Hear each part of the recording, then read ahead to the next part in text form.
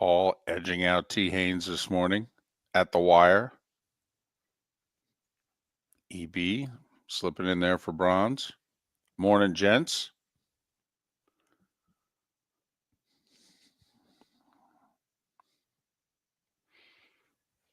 Albar, I feel like I haven't seen you in a while. Probably my doing.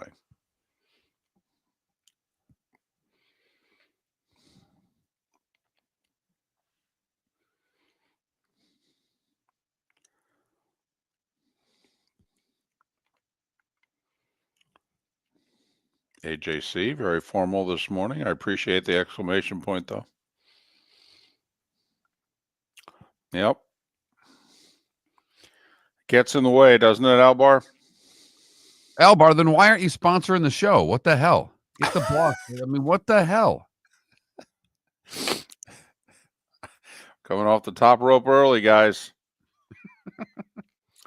Weren't those two lousy games? Man, imagine that. You get 3 of the 4 teams below 500. You get lousy football. But the Vikings look good. They do look pretty good. That's a pretty complete team right now, David. I ended up watching that even though the other game was closer just because I enjoy watching the Vikings play. I love watching Jefferson.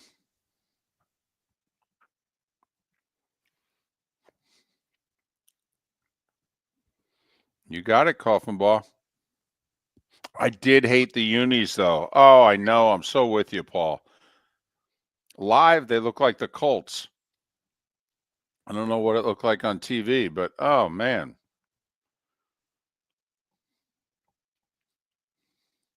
Yeah, I had no problem with the all whites. Oh, really? Okay.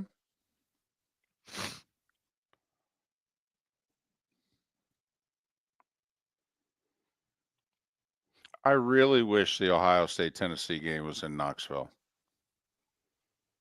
They would have lost their minds if they were hosting that game.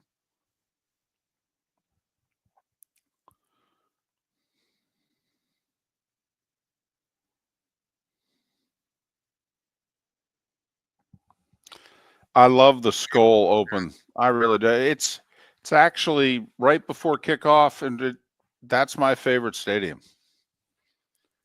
And it's my favorite indoor stadium because Arrowhead and Lambeau, have their own appeal, but that's a great stadium. Wide concourses, great booth. Big, lots of room.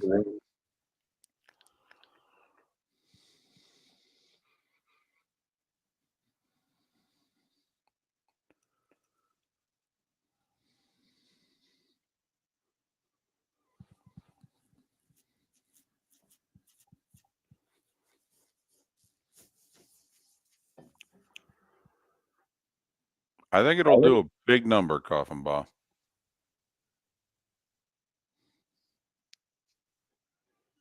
Saturday night before Christmas. I'm guessing the Christmas parties and events are done. Got the wife's office Christmas party tonight, David. Okay.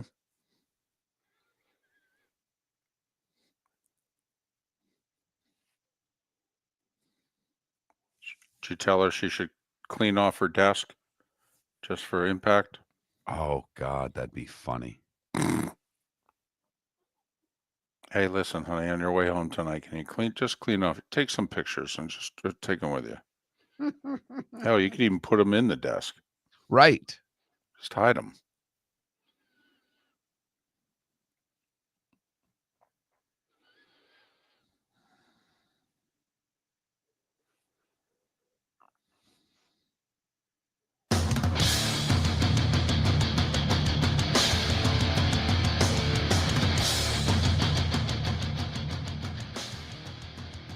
You're listening to Miller and Moulton, coming at you from the Floor Meister Studios. Floormeisters, keeping it real. And now, here's Mark Miller and David Moulton. Top of the morning to you on this Tuesday, where we're a little over a week away from the big fella. How the heck are you, Miller and Moulton? MillerandMoulton.com, Miller_Moulton on X. Thanks for starting your week off with us. How are you? I'm doing well. Little double dip Monday Night Football. Didn't do much to entertain us last night, No, but it was did football not. nonetheless.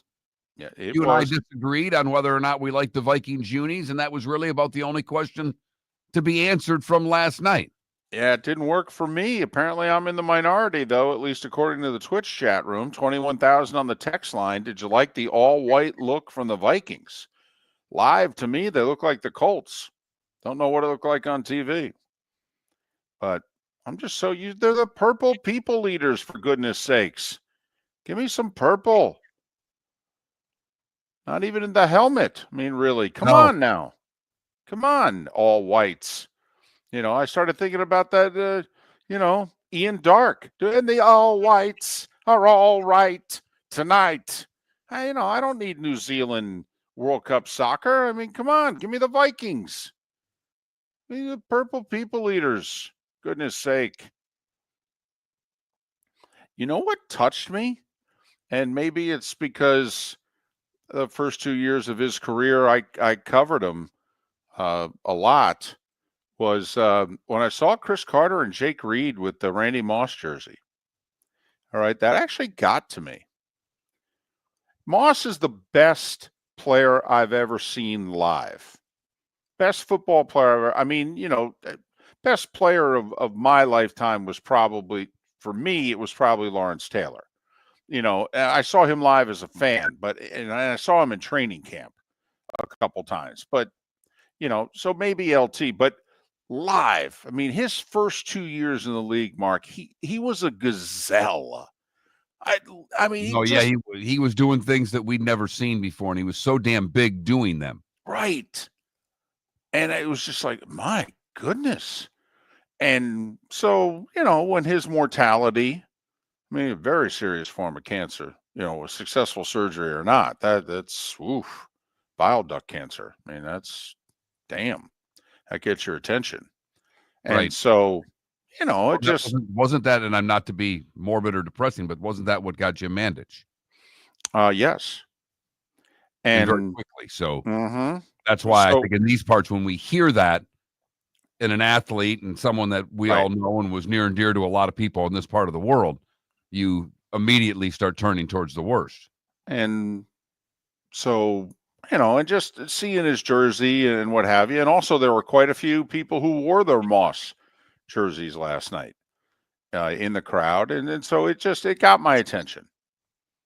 It did, it touched me, if you will. And then Jefferson scores the early touchdown and looks into the camera and, we love you, Randy. And the guy who sang the national anthem, I don't know if we showed that on TV. He did it in a Moss jersey. So I just, I was like, wow. It stopped me in my tracks a little bit.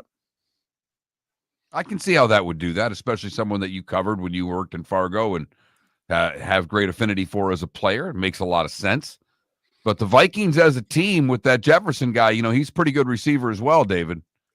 He really is. In fact, he's got more catches and yards at a younger age. I mean, I still think Moss was quote unquote better, but they throw the ball a little more now. But yeah, having just the week before watched Jamal Chase also.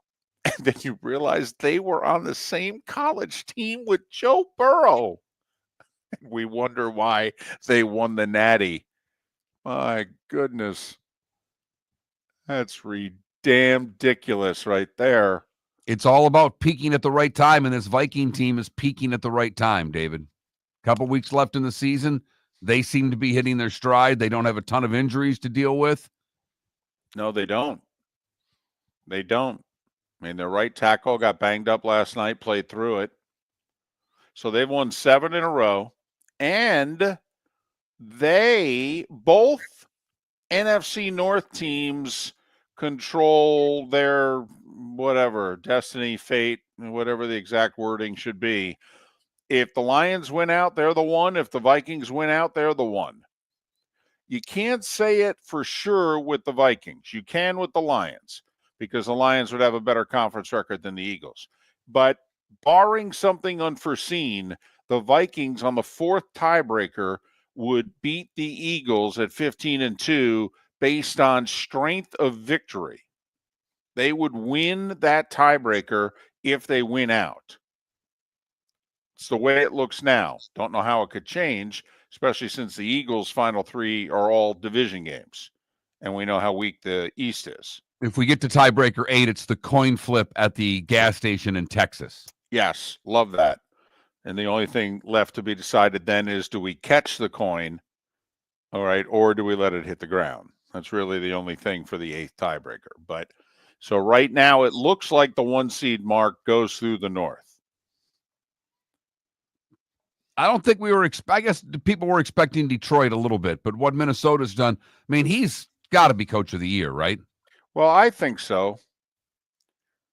I mean, I know Andy Reid may put a 16-1 on the board, and that's pretty damn impressive. Especially with the number of fourth quarter comeback victories they've had this year. You got to put a little on coaching there. McDermott, during what was supposed to be a reset year for the Bills, they're supposed to take a step back this year before they went forward. And, they look like they're going to put a 13 or 14 win season up on the board. And obviously, Mr. Kneebiter over there, I'm going for it again. But my vote would be for the Minnesota guy because, come on now. If they end up with the 1 seed, if they end up winning the North, even if they end up as the 5 seed, and people have talked about other coaches. I mean, Sean Payton's getting some love late. Cowherd, I think, came out yesterday and said Sean Payton would get his vote for coach of the year. Oh, okay. Maybe. I think they were a 7-8 win team last year. They're going to win like 10 this year, but maybe 11. Okay. There's plenty of worthy candidates, but I think what he's done in Minnesota with a team that nobody expected to make the playoffs leaps the rest of them, in my opinion. And there's still a couple weeks left, and like you said, especially if they get the 1. Well, also, if we go back to August and say he's going to do this with Sam Darnold, I mean, come on, you all were laughing. Yeah, oh, really? Yeah, the Vikings, they're to be taken seriously. They're either going to have a rookie quarterback or Sam Darnold. So, yeah, get my vote. That's for sure. He does. If you talk to the players, man, they like playing for him. He instills confidence in the guys. And you and I have been around some coaches in which it is something that when I first got into sports, and I'm not talking about, high school athlete, I'm talking about, covering sports. I did not realize how important it was for a coach to instill confidence. I don't know why I didn't, but I missed that one. And, got into my 30s and 40s. We witnessed it firsthand. We saw it with Andy Enfield and FGCU 11 years ago. And, those players thought they should beat Georgetown, that they should beat Florida. Absolutely. We're not doing anything we shouldn't be doing. Well, actually you are. No, we're a bit as good as them. Okay. All right. And, and what we witnessed was the process, David, because we saw the year before a team with even less talent get on the precipice of getting in the tournament where they had no business getting in. You and I are looking at one another going, what the hell's going on? Right. Who are these guys? Where did this come from? Beating a bunch of 20-win teams in the conference tournament when they were nothing. Right. And they came about 15 minutes away from going to the dance. And then the next year they go to the dance and do what they did. And that's kind of when I really crystallized with me, like, wow, this confidence thing is big. You hear it in individual sports a lot, like the guy who ends up coaching a tennis player or a golfer. And it's Kevin O'Connell, Campbell had to institute, that culture, had to convince them, hey, we're not losers anymore. We're a group of winners. And O'Connell, those guys love playing for him, and the confidence he gets with his quarterbacks. Wow. I mean, Darnold has talked extensively about it. If I'm Darnold, I'll say it again. If I'm Darnold, I'm approaching the Vikings. I'm telling them I would take the Baker Mayfield deal right now. 3 for $100 or 3 for $1.05. Let's go. I'd do it right now if I'm Darnold. I know there'll be 2 or 3 teams out there that'll probably get you 40 a year. Yeah, they don't have Jefferson, Addison, and Hawkinson. No. They don't have this guy as coach. They don't have Flores as defensive coordinator. Well, they may not have him next year anyhow as defensive coordinator, because I think some teams, even despite the fact he's suing the league, are going to take a long, hard look at him as a head coach. They should. I mean, he's already been a head coach. He had 2 winning seasons, for goodness sake. It's not like the guy who replaced him's done any better. I mean, technically, he made the playoffs, but he hasn't won a playoff game. But if I'm Darnold, that's the route I'm taking. And I think you're on to something. But they seem to think that Minnesota would just let him walk and try to do the same thing with Daniel Jones. Both sides would benefit by signing Darnold. I think Darnold benefits by staying in Minnesota, David, and I think the Vikings benefit by keeping him. And the reason why I would do it if I'm the Vikings is the 3-year thing is perfect for me. That year's 2, 3, and 4 with JJ. By the way, I'm not signing him to a no trade. I mean, I can keep him for 2 years and trade him. And teams would go, wow, I can get a starting quarterback for 33, 35. Do you know what we're having to pay starting quarterbacks now? In 3 years? Right. First digit will be a 5 for the majority of them, David. So, yeah, I mean, right now, both sides are just going to shake hands and say, thank you. It's been fun. It's been real. But, I mean, especially if they win 3 more games. Really? He's 27, He's the same age as Baker Mayfield and Josh Allen and Lamar Jackson. He was in the same draft class. Defining a new era in men's health. Get stronger and healthier at Game Day Men's Health. With our in-house laboratory, get in, get treated, and get back to your passion and purpose. Call 239-427-3441 for our Bonita Springs or Naples location to set up your free testosterone test and consultation. Mention Miller Moulton Radio Show for a 10% discount on your service. Start living your best with Game Day Men's Health, Bonita Springs and Naples. Call 239-427-3441 today. Visit Jason and Todd at the Diamond District. For 22 years, Jason and Todd at the Diamond District have been making Christmas merry and bright, and this year is no exception. Discover the best values on diamond stud earrings and diamond bracelets at 23% off, and more deals on diamond fashion jewelry, pre-owned Rolex watches, and exotic gemstone jewelry, along with estate jewelry. Jason and Todd will take up to 50% off. Santa's GPS points to one jewelry store, the Diamond District. American Paint Supplies, for nearly 30 years, is your one-stop shop for all your coating needs. If you are a designer, a contractor, a professional painter, or a weekend warrior, American Paint Supplies is the place where experts go to get expert solutions. At 6100 Shirley Street in Naples off of Pine Ridge, American Paint Supplies delivers the best solutions with the best products with the best support. Meet Gene and his team today at American Paint Supplies. Call 239-566-2700. That's 566-2700 or online at AmericanPaintSupplies.net. Gentlemen, as your wife mentioned getting new flooring, but you don't want to go through the hassle, well, go see the Floor Meisters in Naples next to Costco. They understand your time and money are important, so they'll make it as painless as possible. With a huge in-stock selection of carpet and Cortec, they can get you the floor your wife's been asking for. They carry wood, vinyl, carpet, and tile. If you do it yourself, no problem. They can handle that as well. So go see TJ at the Floor Meisters and tell them, just keeping it real. This is Miller and Moulton.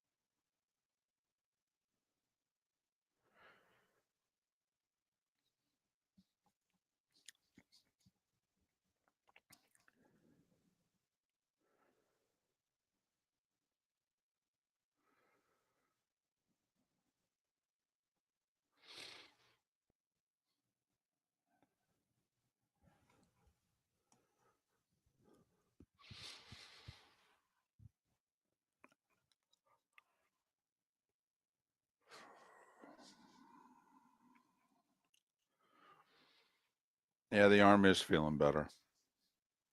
I mean, it's far from, but there's not a lot of pain associated with it anymore. Now it's just a matter of how much mobility I'm going to get in it and strength. And I don't know. There's a good chance it'll never be whole again. But that's all right. I don't do a lot of weightlifting.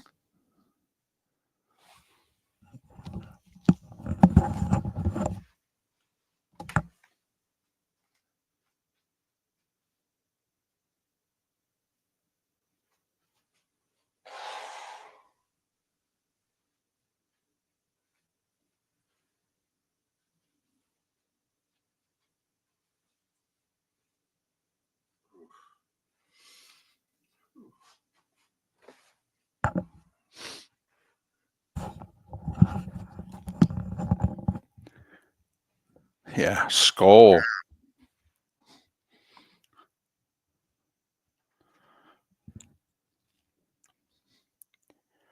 I was giving Aikman a hard time because he didn't know much about Joe Mauer. And so I had given him all this stuff for when we showed Mauer at the beginning of the broadcast. And Joe said, you know, that's Joe Mauer, 3-time batting champion, Hall of Famer. And Troy didn't interject with any of it. And I'm like, come on, man. He's just looking over at me. I go, come on, he's a St. Paul native. I said that Bobby Bowden offered him a scholarship to play football at Florida State. I mean, come on.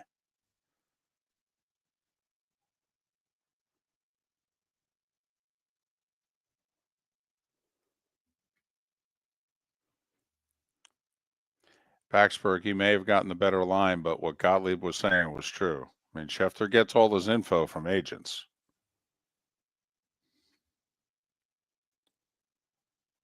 No, you'd be surprised who in the booth was enjoying the Vanilla Ice concert last night. I wanted Joe to say the Vikings have a Van Ginkel, and now we've witnessed a Van Winkle. Nothing.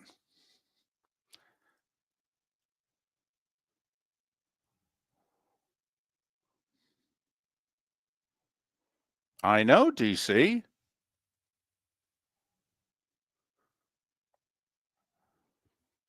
Couldn't get him to go with it.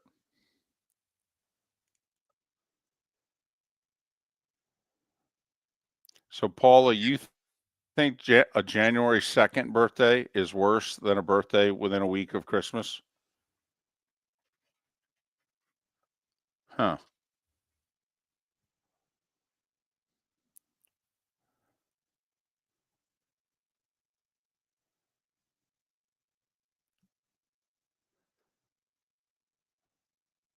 My grandfather's birthday was the 6th. My dad's was New Year's Day. Oh, really? Yeah.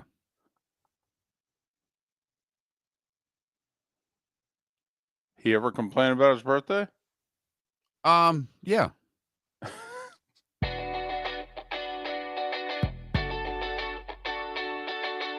You're listening to Miller and Moulton. And now, here's Mark Miller and David Moulton. 21 minutes past the hour on this Tuesday morning as we count down the days to the big fella makes his yearly appearance. Miller and Moulton, millerandmoulton.com, Miller_Moulton on X. Coming at you in the Floormeister studios, whether we're in Minneapolis or Southwest Florida. Floormeisters in Naples, just keeping it real. So week 15 in the books, and how fired up are you for the college football playoff? You know, didn't forget about it, but I forgot kind of in my head that, David, it's starting this weekend. Uh-huh. You know, as the week started, it's like, oh, snap, we've got football Friday night, 3 games Saturday. Big games. Along with 2 key NFL games also. I mean, it's a day. I'm a little bothered now that I have had a week to think about it. I'm a little bothered by a couple of the matchups. I'm bothered that they did what they did with 11 and 12. They put SMU at 11. So, which Clemson just beat SMU. I mean, isn't this like what we complain about in the college basketball rankings and in the regular season college football polls? All the time. Two teams play one another. The one team wins. They rank them a spot behind the team they just beat. Huh? Now, I understand that SMU had a one-game better record than Clemson. Yeah, Clemson played Georgia. I mean, if SMU played Georgia, the records would have been the same, at least in the regular season. But, Mark, come on, 5-12, it would have been SMU playing Texas. Oh, if you wanted to have more fun with this, really you could have put them at the 10 and moved Indiana back because you could have had SMU playing Notre Dame as well.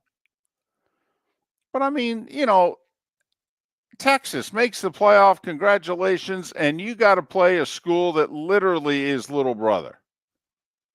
It's not A&M. I mean, SMU's like literally, this is a dream scenario. Make the college football playoff, and of all the teams in America that we could play in the first round, we get to play Texas? Talk about house money. And they know a little something about money at SMU. But also, Mark, the more I think about it, Ohio State, Tennessee should be in Knoxville. I was saying this the other day to an Ohio State fan who didn't like hearing it. I said, you got no business hosting this game. None. And the atmosphere, I mean, I'll be curious as to how festive it is in Columbus. Because I'm curious how many Vols get into Columbus. I think a lot. I think a lot of Vols will get into Columbus. Because the atmosphere in Knoxville would have been epic. Epic. So, upon further review, I wish they had tinkered just a little bit more. But, we don't have a close spread on any of these games. I mean, isn't it like 7.5, the smallest spread we have on these games? You got it. How is Ohio State that big? Did they not watch the Michigan game? Apparently not, David. I mean, hell, Ohio State might beat them, I guess, by 24. But, I mean, don't you have to take the points with the Vols right now at first glance? And with Clemson, but that's just me. I mean, the 11.5 in Clemson has me very intrigued. You're intrigued by the number with Tennessee. I'm intrigued by the 11.5, 12 that you get with Clemson. Well, especially since Texas has not been putting up points the last 3-4 games the way they were earlier. So unless the Texas offense is going to get untracked here, that does seem to be a lot of points. But according to spreads, we're not going to get much of a game. I mean, think about it. The Vikings were a 7.5 point favorite last night, and they won by 18. Notre Dame's a 7-point favorite. Penn State's an 8.5 point favorite. And we just mentioned Clemson, 11.5, Ohio State, 7. I don't think the tournament needs terrific first round games, but it would be nice for the sport as a whole if, we had some drama. I mean, I'd love to see an upset this weekend. I think it would be great for college football if it delivered an upset weekend one. Well, that's going to be our poll question on Thursday or Friday. I mean, if we get an upset this weekend, right, which of the four? And, I wonder if people take the easy one and go with the smallest spread and take Tennessee, but isn't Indiana the same dog as the Vols? They are. That's what I'm hoping for more than anything.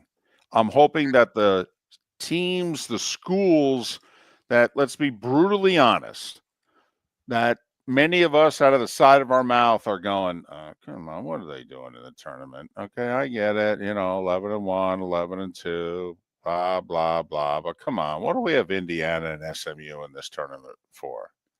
They need to represent, or we're just going to get Alabama in the tournament every year, if you know what I mean. Exactly. Right. Absolutely. They don't have to win. They have to represent. Correct.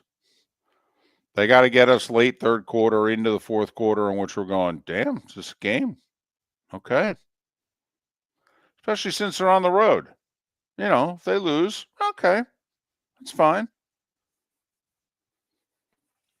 But you can't have a situation where, and I mean, it looked that way. I think SMU learned so much in their ACC championship game because they looked like they were out over their skis for the first half of that game. Yeah, they were choking, I thought. I thought that totally agree. the big moment, and they were small. And then at halftime, they shook it off and kind of yelled at themselves and snap out of it. And they did. Cher slapped him in the face at halftime. They came out, and they were a much better football team, David. And I think everybody could use that from time to time, a little slap in the face. But I think getting that slap in the ACC championship game serves them well for their game against Penn State. I really do. Here's another potential poll question, and we could even do this today. I love it. Between now and 2050, will Indiana return to the college football playoff? Do we ever think we will see Indiana in the playoff again? And this thing's going to grow. It's going to go to 14 contractually in 2 years, and we all think it's going to get to 16 in short order. So just remember, it's going to get bigger. But do we think we'll ever see Indiana in it again? I don't. Under a half, Mark. Over under a half. Which way you going? I would go under every single time. Now, the unbalanced, this is where representing means so much because we're going to continue to have unbalanced schedules going forward. And teams like Indiana are going to get their shot to throw up an 11-1 type number. But if this 11-1 shows up at Notre Dame and South Bend on Saturday and gets beat 35-7, well, then the 11-1 Indianas aren't going to get bids anymore. The unbalanced schedule goes away. Getting represented for a great year will disappear quickly. And I think that is so big for Indiana and SMU this Saturday, David. People are split in our Twitch chat room asking questions. Is the coach staying? Well, he's 62 years old. He just got a big contract extension and a huge raise, $8 million a year. And they're apparently going to spend up to $15 million a year in NIL. No word if they asked him to give some of that $8 million back to NIL, which seems to be a trend among college coaches. Not yet. Timing, Mark. Can't ask now. Timing. Got to wait till that 5-7 season before you go, hey, coach. How about a little something? We need a linebacker. How about a couple extra $1 million? Miller and Moulton. The starting five is next. Then David Samson, Pat Kirwan, an hour after that. That's a good show. We started our show 18 years ago and have been fired 3 times. But Miller and Moulton have never lived on the edge like we are now. We have our best morning ratings ever and are steadily adding affiliates. Yet, we only have a few sponsors. And if that doesn't change, we cannot continue. But if you want to advertise on Miller and Moulton, reach out to one of us directly by texting sponsor to 21,000 or by contacting me on X at @MarkMiller or David at @TheDavidMoulton. You can save Miller and Moulton and make your business some serious money by texting 21,000 now. Gentlemen, as your wife mentioned getting new flooring, but you don't want to go through the hassle, well, go see the Floor Meisters in Naples next to Costco. They understand your time and money are important, so they'll make it as painless as possible. With a huge in-stock selection of carpet and Cortec, they can get you the floor your wife's been asking for. They carry wood, vinyl, carpet, and tile. If you do it yourself, no problem. They can handle that as well. So go see TJ at the Floor Meisters and tell them, just keeping it real.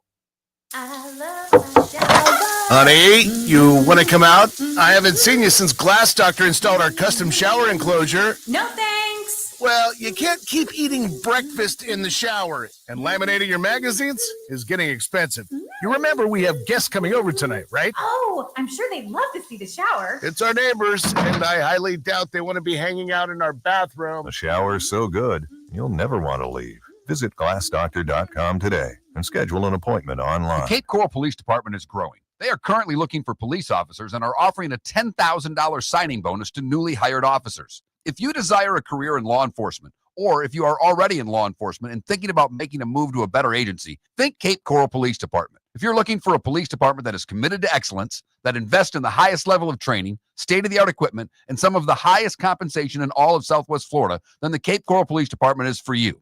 Visit capecops.com. That's capecops.com. This is Miller and Moulton.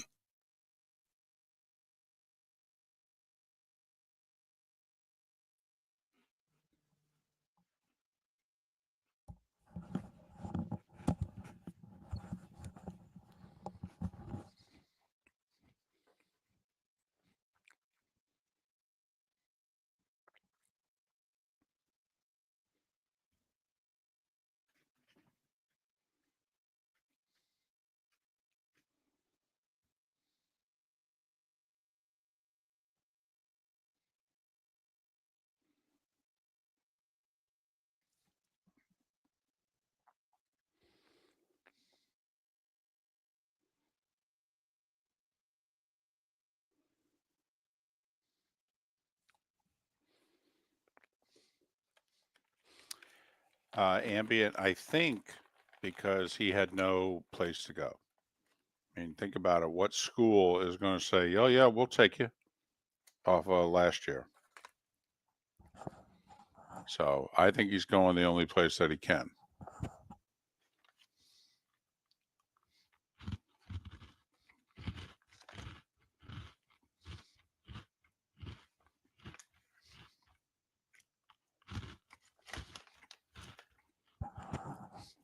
Plus, hasn't he been around college football for 6 years? And then doesn't he go back to Trevor in 2019? That game at Notre Dame?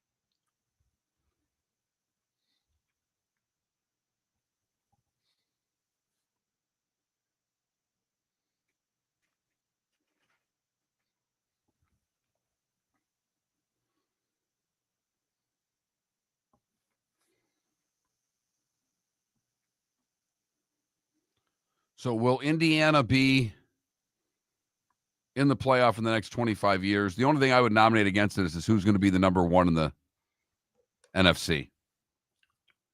Minnesota, Detroit, Philly. Okay. We can go with that because we can always go with Indiana tomorrow. Well, it's the same thing with this.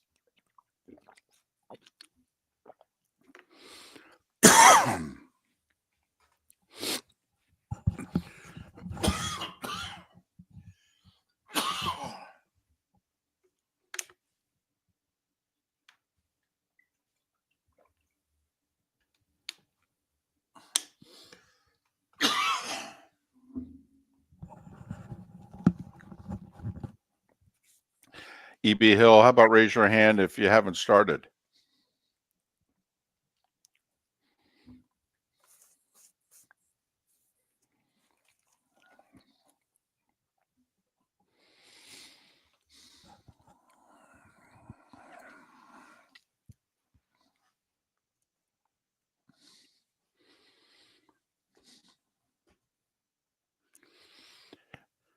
Whew.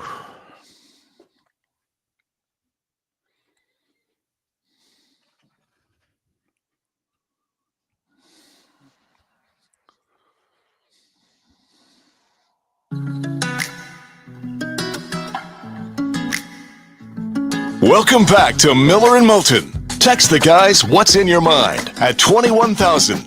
That's 21000. And now, here's David Moulton. Miller and Moulton, millerandmoulton.com, Miller_Moulton on X. Thanks so much for being with us. David Samson in 22 minutes time. Pat Kirwan in an hour in 22 minutes time here on Miller and Moulton. Quite a few things to get to on this Tuesday morning. So how about we do just that? Time for The Starting Five. 5 big stories you need to know. Here is the Starting Five. Well, since they played 2 NFL games, why don't we start there? In Minneapolis, the Vikings won their 7th straight, while the Bears lost their 8th in a row. Vikings 30, Chicago 12, Minnesota 12-2, tied with Detroit and Philadelphia for the top record in the NFC. Meanwhile, out in Vegas, must win for the Falcons, and they got it. They were not impressive, however. They did snap their 4-game skid, beating the Raiders 15-9. Only 1 touchdown for Cousins and the Falcons. His first in 5 games. Falcons improved to 7-7. They're a game behind the Bucs, but they own the tiebreaker as to who's going to win the NFC South. The Raiders have lost 10 in a row, longest losing streak in the league, and they have the number 1 pick in the draft as of now, and look as if they will keep the number 1 pick in terms of strength of victory and all that. It looks as if the Raiders will eke out the Giants.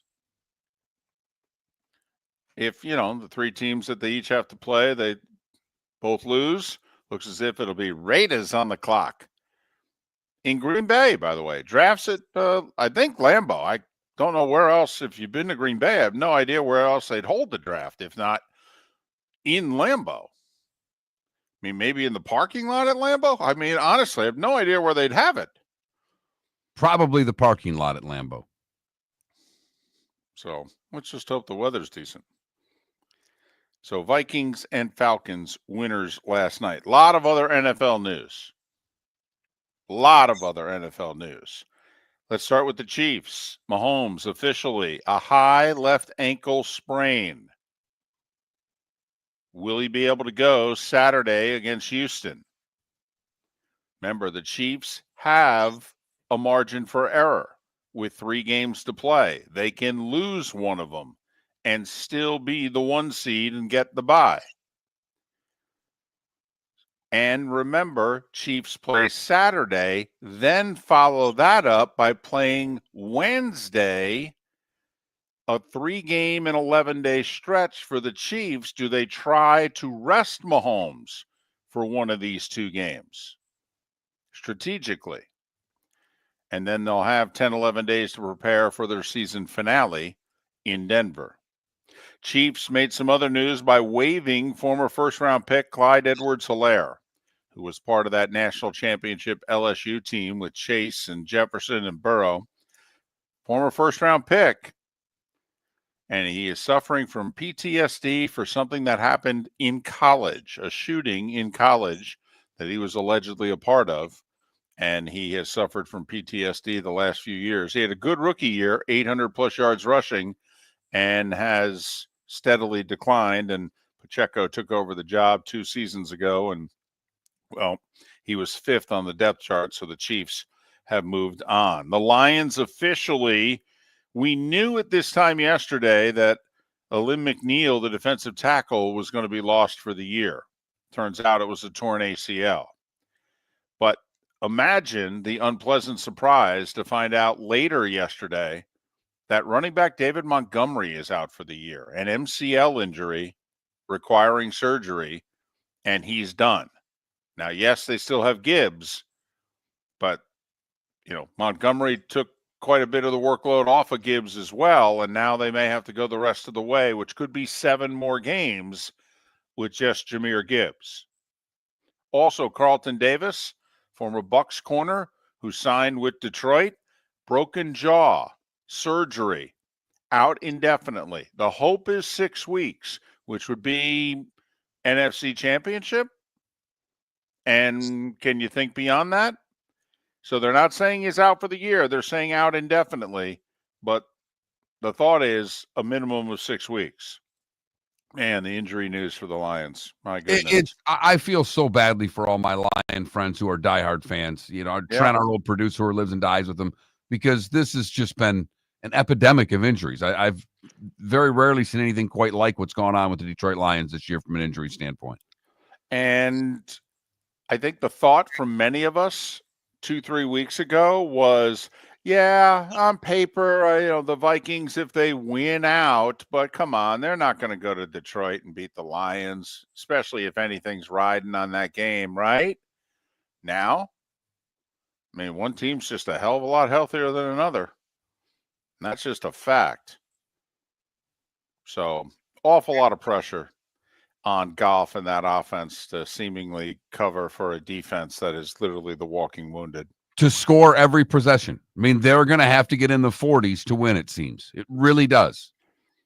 And we were talking yesterday, has there ever been a team this decimated, particularly on that side of the ball? Has there ever been a team this poor defensively, like the Lions have shown the last couple of weeks, where we don't see a whole lot of improvement in sight?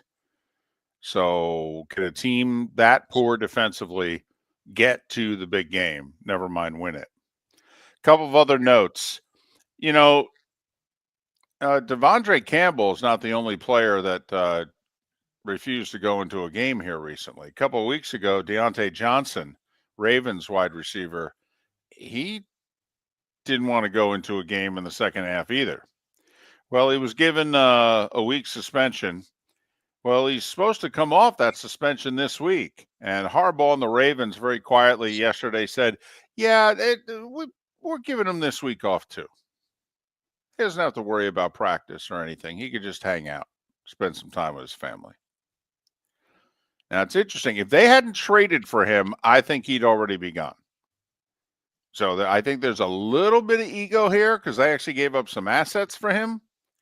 But anyway, no Deontay Johnson for the Ravens this week. Seahawks optimistic that quarterback Geno Smith, despite the knee injury, is going to play Sunday against the Vikings. Seahawks in a tie with the Rams for the top spot in the NFC West. I'll say it again, Week 18, Seahawks at Los Angeles. Could be for the NFC West. College football news. Dave Clawson resigned as Wake Forest head coach. He had been there 8 years, and the first 5 went well. Last 3, not so much. But Clawson resigned yesterday, and some are finding some humor in this. DJ, as I like to say, ukulele. I know that's not how you pronounce it, but that's how I pronounce it because I can't pronounce his last name properly. Anyway, he was the Florida State quarterback the first half of this glorious 2-10 season they just had. And he was not good at all. Man. And so first he was coming back. And Florida State was like, yeah, dude, we don't want you. And then, he'll hit the transfer portal. Well, guess what? Nobody else wanted him either. So DJ's decided he's going to go pro. Oh, well, they'll love him there. Well, by pro, that could also mean the UFL. But when you're not wanted, Mark, what are you going to do? Got to announce something, right? I'm going to take my talents to, I don't know, Birmingham. whatever. Where are we going here? Baseball, and this is noteworthy. Today's the day that could very well determine the future of the Tampa Bay Rays in Tampa Bay. Pinellas County Commissioners meeting, and they got to vote, thumbs up or thumbs down, to finance this multi-billion-dollar St. Pete project. And one part of it is the new stadium for the Rays. And it's far and away the minority part of the deal. I mean, this is a massive, massive spending thing, and only 1.4 of it is on a new stadium. But it's the part that's getting the most traction and publicity. And as of 2-3 weeks ago, remember, they didn't have the votes to pass it. Now, since then, Rob Manfred, the commissioner of baseball, has visited, has talked with one of the county commissioners. The mayor of St. Pete has lobbied. St. Pete City Council gave thumbs up to the funding weeks before they had to.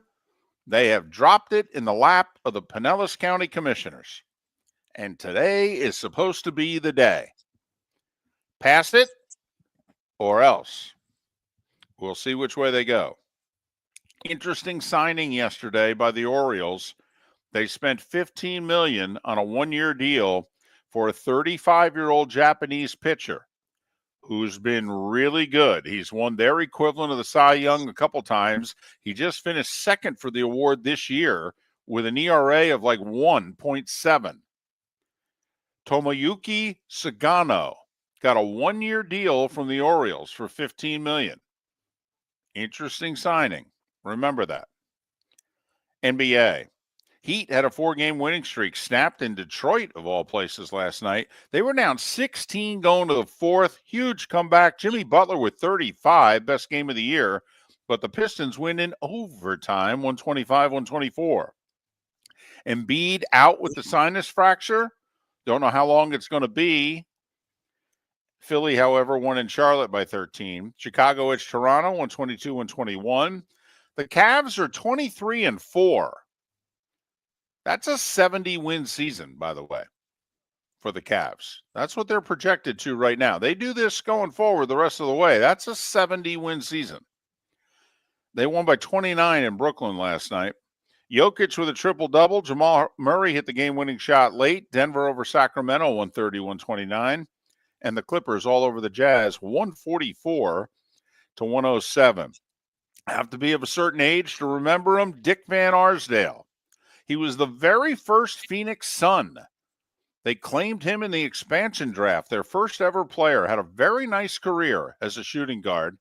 Played with his older brother, Tom Van Arsdale, on the Suns back in the 70s. Dick died yesterday at the age of 81. And the NBA Cup is tonight, fellas and ladies. Oklahoma City and Milwaukee, 8:30 on ABC. NBA Cup Viva. College hoops, the new rankings are out. 5 of the top 7 are in the SEC. In the AP poll, the Gators are 7th. They're unbeaten. In the coaches poll, they're 6th. Women's hoops, FGCU had their 37-game home winning streak snapped last night by Montana State, 58-49. Also the first loss for their new coach. NHL, Panthers going to Edmonton. Stanley Cup final rematch. Down 4-2. They rally. They beat the Oilers 6-5 for Hagee, the game winner, with 7 minutes to go in the third. Panthers scored 3 in the third to win it. Rupe Hintz with 2 goals for Dallas. I just wanted to say Rupe Hintz. Dallas beat Washington 3-1, and Kiefer Sherwood with a hat trick. Vancouver beat Colorado by the same score. And finally, Mark, what's the biggest stipend you've ever had? Biggest stipend? Stipend. You ever been given a stipend? Not really. Been given per diem, but not okay. a stipend. I mean, you and I are both married for a long time. I mean, you sometimes we're given, hey, here's a little something to play with. Well, the PGA of America decided yesterday, you know what? We're going to pay the U.S. golfers after all. They're giving every golfer a $200,000 stipend while also giving them $300,000 to give to their charity of choice or charities of choice. So if you think about it, that's $500,000 they're allocating per golfer. There's 12 golfers. So the PGA of America doled out $6 million yesterday. Well, with what they're charging for it shouldn't be too much to come up with a $6 million, David. So that's the U.S. Ryder Cup team solution. And finally tonight, any interest in the Crypto.com showdown? Rory and Scotty Scheffler had to get a special waiver from the PGA Tour to play a made-for-TV match against Bryson DeChambeau and Brooks Koepka. That's right. It's PGA versus LIV, 6 o'clock tonight on the Turner family of networks, TNT, TBS, and True TV. Apparently, the winning side gets $1 million in crypto. I just hope that there's a little blank talking, that they're having fun. This would have been better a year ago, if you know what I mean, when they really didn't like each other. It seems that they like each other a lot more now, but still could be all right golf. Well, remember, Mark, a year ago, I don't know if Bryson and Brooks liked one another enough to do this. And at 7 minutes before the hour, that was the starting five big stories you need to know here on Miller and Moulton. David Samson is next. We started our show 18 years ago and have been fired 3 times, but Miller and Moulton have never lived on the edge like we are now. We have our best morning ratings ever, are steadily adding affiliates, yet we only have a few sponsors. And if that doesn't change, we can't continue. But if you want to advertise on Miller and Moulton, reach out to one of us directly by texting sponsor to 21,000 or contact Mark on X at that Mark Miller or me at the David Moulton. You can save Miller and Moulton and make your business some serious money by texting 21,000 now. Mark Miller for Molly Maid. Why Molly Maid, you ask? Trust. Moulton was a customer for 15 years. Affordability.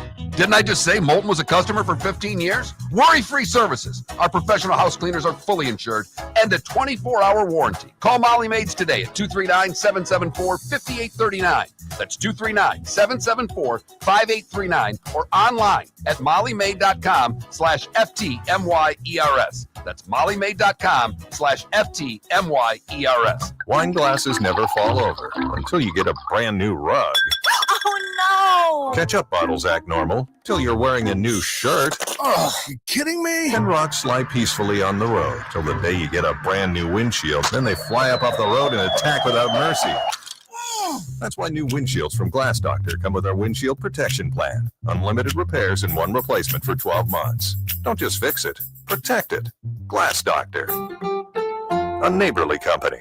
Do you have a sleep problem but don't want to wear a CPAP mask? This is Mark Miller for Sleep Treatment Direct. The mask wasn't working for me, and I didn't think I had an alternative. I do. We all do. They have such simple alternatives with greater success than the mask. Visit sleeptreatmentdirect.com.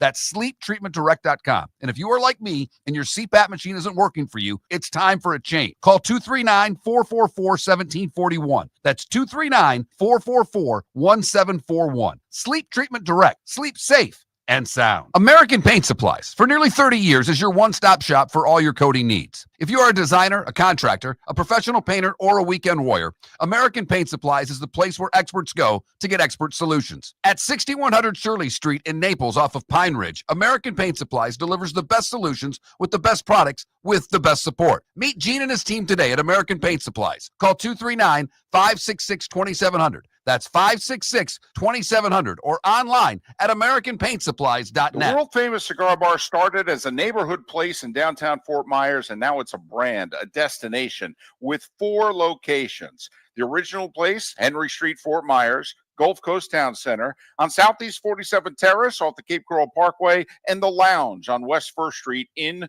Fort Myers. A place to go, whether you just need a relaxing drink and a smoke after a tough day at work, or a place to go celebrate. From relaxation to celebration, the world-famous cigar bar. This is Miller and Moulton.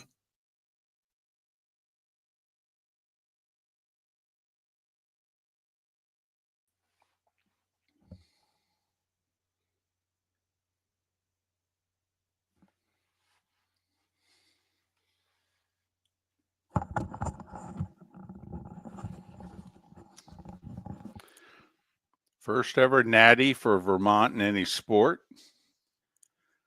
In fact, the FGCU men's soccer coach came from Vermont about 7-8 years ago. And he's done a terrible job.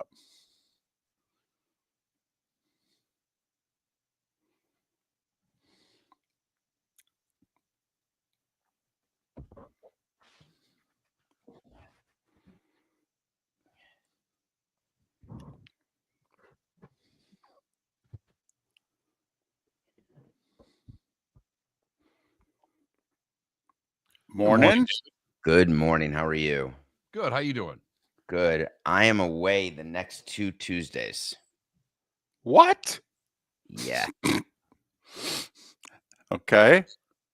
I am back January 6th. So I'm back for January 7th. So I'm missing the 24th and the 31st. Sure. I got to do the show with a co-host because David's taking those days off too, and you're bailing on me now too. I see how this works. I can do a phoner. No, it's fine. But I won't have my equipment with me. Enjoy the holidays. I appreciate it. Thank you for a hell of a year, you guys. I hope that it was good for your audience. It was great for our audience. They love this segment. They seem to like you. They're a little mixed on the hosts, okay, but they seem to like some of the guests a lot. I love that. I've had a fun year with you guys. I really have appreciated it, truly. Right back at you. Yeah, you have no idea how much you mean to the show, David. Really and truly. Thank you. I feel the same. I feel very loyal to you guys. We know. and we're mystified by it. But hey, we're going to ride this train.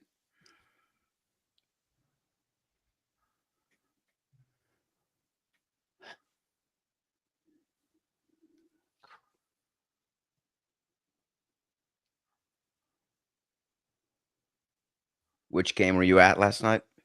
I'm in Minneapolis. All right, not Okay. terrible. Central time zone.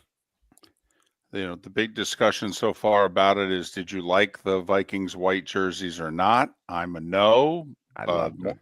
More people seem to like them than not. Did you see Justin Ishbia by chance at the game? The new owner of the Twins. The rumored person of interest. By the way, think about that. Your brother is rich enough to buy the Suns, and you're rich enough to buy the Twins. Damn, that's a hell of a. They're partners in the Suns. Well, yeah, he's a minority. So I mean, this is Justin's way of getting control of something, and Matt would be a minority owner for sure. Right. So they'd switch places so they'd each have toys to play with. Exactly. Tell you what, though, Twins haven't had an owner who, I mean, going all the way back to the Griffiths in the 70s, you know, they lost. David, yes, they have. They had the richest owner in baseball who wanted to contract him. Carl Pohlad was the richest man who owned a baseball team. I know, but he didn't want to spend. But he didn't want to spend money on them. But he was rich. Maybe it's the market. Come on now, that's a top 15 market. They got like 4 Fortune 500 companies. It's amazing. I was always jealous of their corporate market. Always.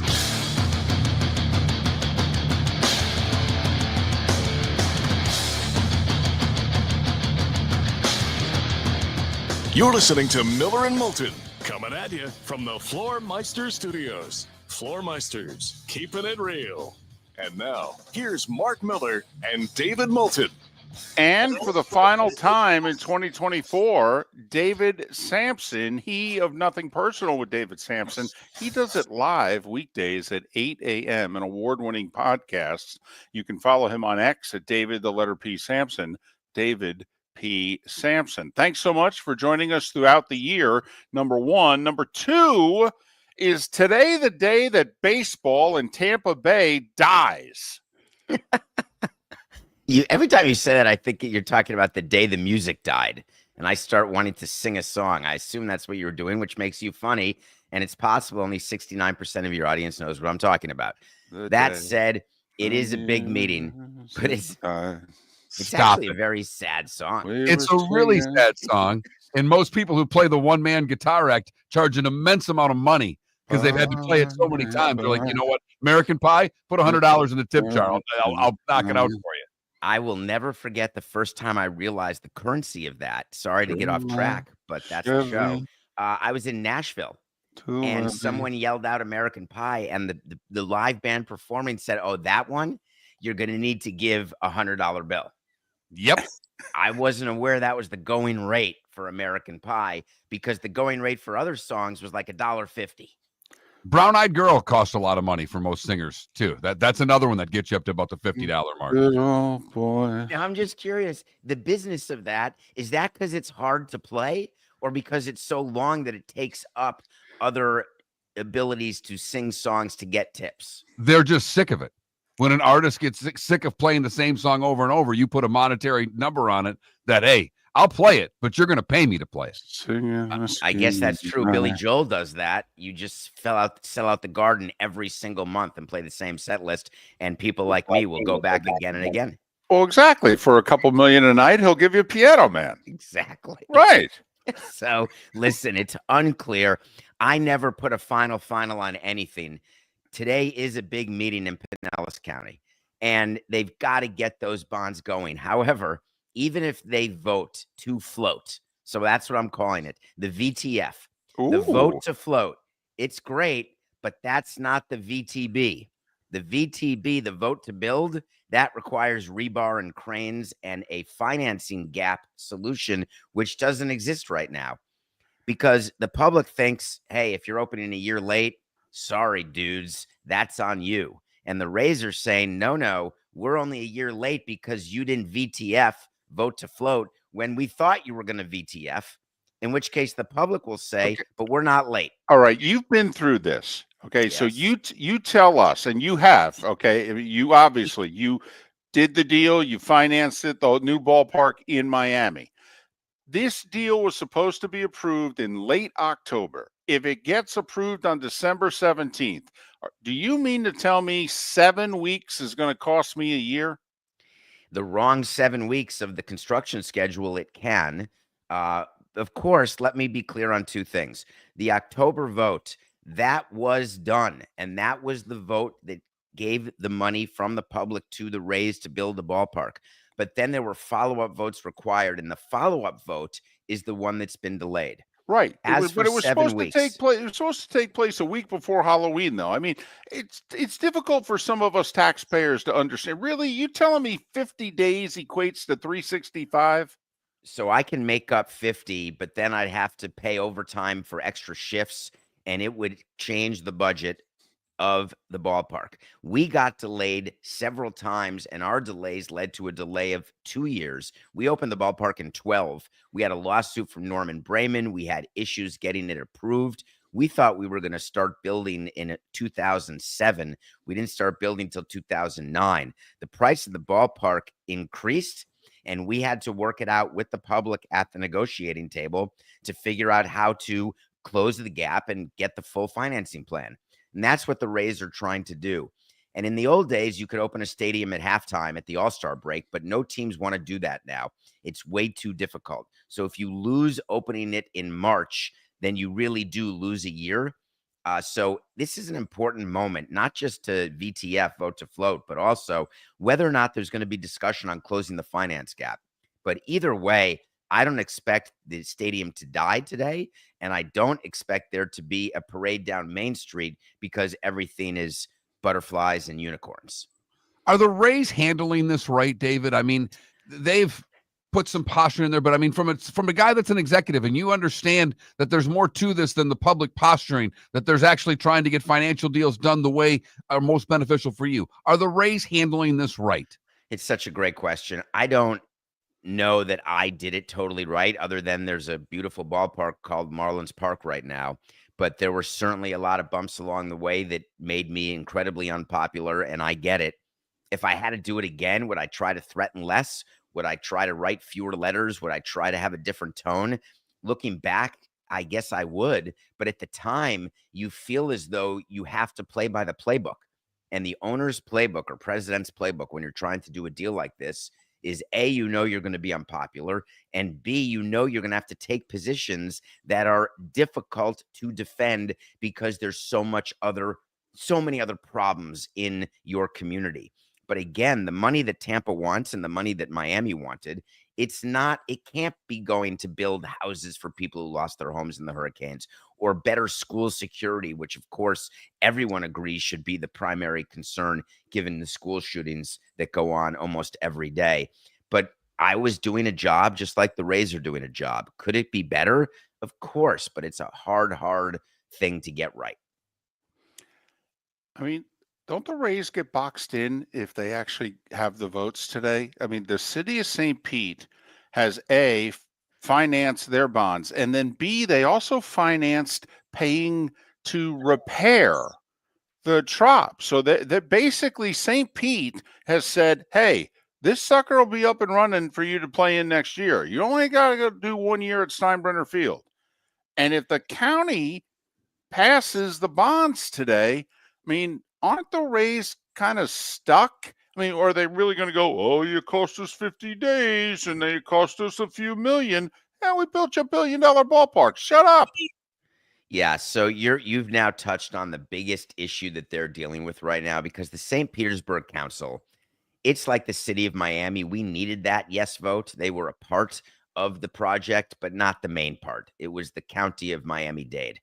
And in this case, Pinellas County has a bigger role than the city of St. Petersburg. And so really the rubber hits the road in today's meeting. And yes, I understand what you're saying, that 50 days should a difference not make. However, there are absolutely cogent arguments that can be made by a project manager. Forget a baseball team. I'm talking about a real estate developer building a building in downtown St. Petersburg. Losing 50 days, you can quantify what that means. You get 50 days delay on opening. You get 50 days fewer in rent, or something happens to the marketplace, or insurance rates go up, or the cost of steel goes up. There's myriad things. It's once again, it's $1 billion ballpark. Suck it up, pay it. I get it. No, listen, I get that people have that view. The thing is, teams don't, and developers don't. And all the other people online to get tax abatements and things from the city and county, and developers do this every day. Business owners do it every day. It's just not in the paper. We do the same thing to do business in a community, try to get tax breaks, and it's front page news. The corner company, it's on page 15, if at all, and you get one column inch, if at all. So I'm getting a little defensive with you, only because the things that you're saying, I understand, but you're not saying it about all the other places where your county and city have bolstered businesses in order to do business in your community. Only sports. Manfred came down and made his pitch. Is that anything more than window dressing, or is there something that the commissioner does when he tries to talk to the county commissioners and help move some votes? Is that just window dressing, David? This is going to come out wrong, so I don't care if it's father, mother, or mother, father. When a kid goes to one parent and doesn't get the answer, there's always the specter looming of the other parent. Hey, you better cooperate. I don't want to make the commissioner come down here. He's the busiest guy in the world. It's like, don't make me tell your father. So that gets you to eat green beans, doesn't it? So when Bud Selig came to Miami one time, and we used him strategically, we gave him talking points. We told him exactly who he was seeing, when he was seeing them, and what he should say. And we wanted him to have this aura. And we did the same thing with our owner. Jeffrey Loria didn't go to every meeting at all. When he came in, there was a point that we needed to get done. And Rob Manfred is above Stu Sternberg in that way. So I would say that they played their card. Rob Manfred went down during the winter meetings for maximum impact, so he could say, I'm not even in Dallas. This is so important that I'm talking to you all right now. But again, I don't believe that one politician changed their view from no to yes because the commissioner came to meet with them, or the owner. Frankly, we just had to grind to get the yeses. To try to wrap up this music theme, could today also be 50 days to leave Tampa Bay? Along the lines of 50 ways to leave your lover? No? Way funnier if you didn't tell us what the song is you were referencing, because we knew. But thank you. I mean, It's a really old reference, so I thought I had to help some. You don't need to be coy, Roy. That's all I'm saying, Nice, David. exactly. Don't listen to me.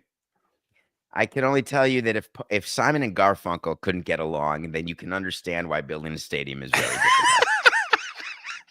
Well, you know artists, David. You know artists.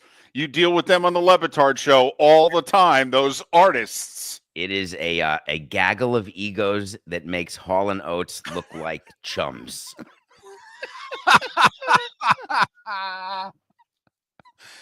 Hey, listen, since this is the last time, you have a big wish for 2025, a big prediction, something? I do. I was thinking about $1 billion and how what that number means. And I was thinking about athletes and the amount of money. I looked at the Sports Business Journal's most influential business leaders and Shohei Ohtani's on the list. LeBron James is on the list. And what interests me is that it's not enough for people to play sports. They now want to do sports, and doing sports means making movies. It means being a figure at a table when business decisions are made. So I was thinking about the irony that everybody in business wants to be in sports. Everyone in sports wants to be in business, and the lines are being really blurred these days. Well, and Miller and Moulton have found out also that everyone in sports wants to sing, and everybody who sings wants to be in sports. So there you go. True. I appreciate everything this year. It's been a fun run, and please have a happy and healthy new year and make good decisions. We're going to wish it to you as well. Happy Hanukkah, Merry Christmas, Happy New Year, safe travels, our friend David Samson. Nothing personal with David Samson. Live weekdays at 8 a.m., rebroadcast at 10 a.m. on the DraftKings Network. David P. Samson on X. American Paint Supplies, for nearly 30 years, is your one-stop shop for all your coating needs. If you are a designer, a contractor, a professional painter, or a weekend warrior, American Paint Supplies is the place where experts go to get expert solutions. At 6100 Shirley Street in Naples off of Pine Ridge, American Paint Supplies delivers the best solutions with the best products with the best support. Meet Gene and his team today at American Paint Supplies. Call 239-566-2700. That's 566-2700 or online at AmericanPaintSupplies.net. Gentlemen, as your wife mentioned getting new flooring, but you don't want to go through the hassle, well, go see the Floor Meisters in Naples next to Costco. They understand your time and money are important, so they'll make it as painless as possible. With a huge in-stock selection of carpet and Cortec, they can get you the floor your wife's been asking for. They carry wood, vinyl, carpet, and tile. If you do it yourself, no problem. They can handle that as well. So go see TJ at the Floor Meisters and tell them, just keeping it real. Visit Jason and Todd at the Diamond District. For 22 years, Jason and Todd at the Diamond District have been making Christmas merry and bright, and this year is no exception. Discover the best values on diamond stud earrings and diamond bracelets at 23% off, and more deals on diamond fashion jewelry, pre-owned Rolex watches, and exotic gemstone jewelry, along with estate jewelry. Jason and Todd will take up to 50% off. Santa's GPS points to one jewelry store, the Diamond District. Wine glasses never fall over until you get a brand new rug. Oh, Ketchup bottles act normal till you're wearing a new shirt. Oh, you kidding me? And rocks slide peacefully on the road till the day you get a brand new windshield. Then they fly up off the road and attack without mercy. That's why new windshields from Glass Doctor come with our windshield protection plan. Unlimited repairs and one replacement for 12 months. Don't just fix it, protect it. Glass Doctor, a neighborly company. This is Miller and Moulton.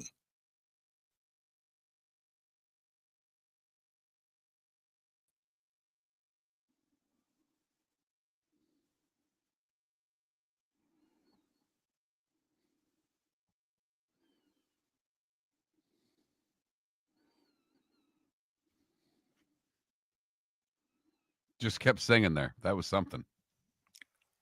I Just a little hum and a sing going in the background for a good 30 seconds there. That was spectacular.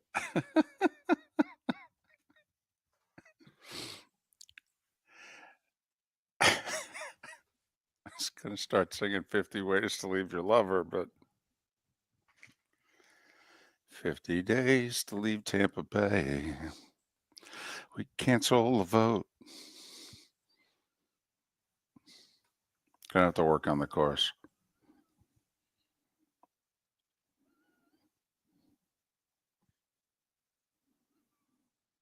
And now you got me checking schedules with this poll question. I think the Vikings are going to win it.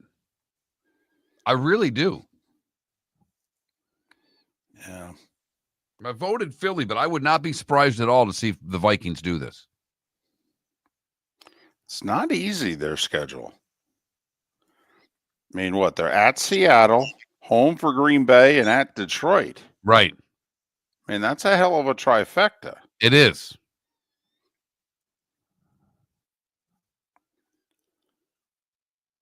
Lions are in Chicago. They're at Frisco.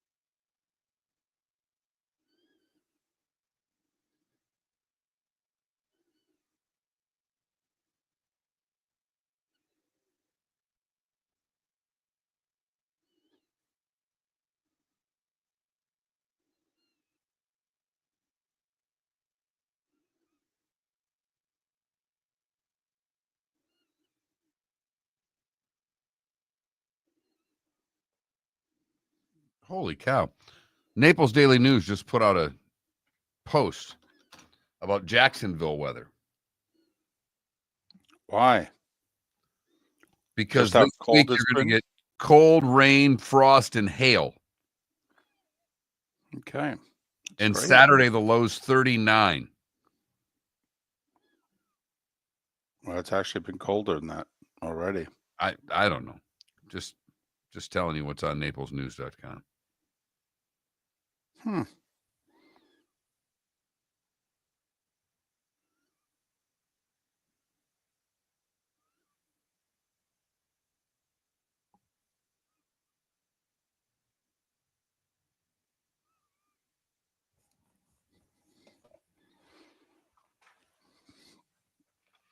Yeah. Paula, we were laughing that, temperatures in the high 20s, low to mid 30s is pretty mild this time of year in Minneapolis. We got a game in Green Bay next week. We're just wondering, can we get through it?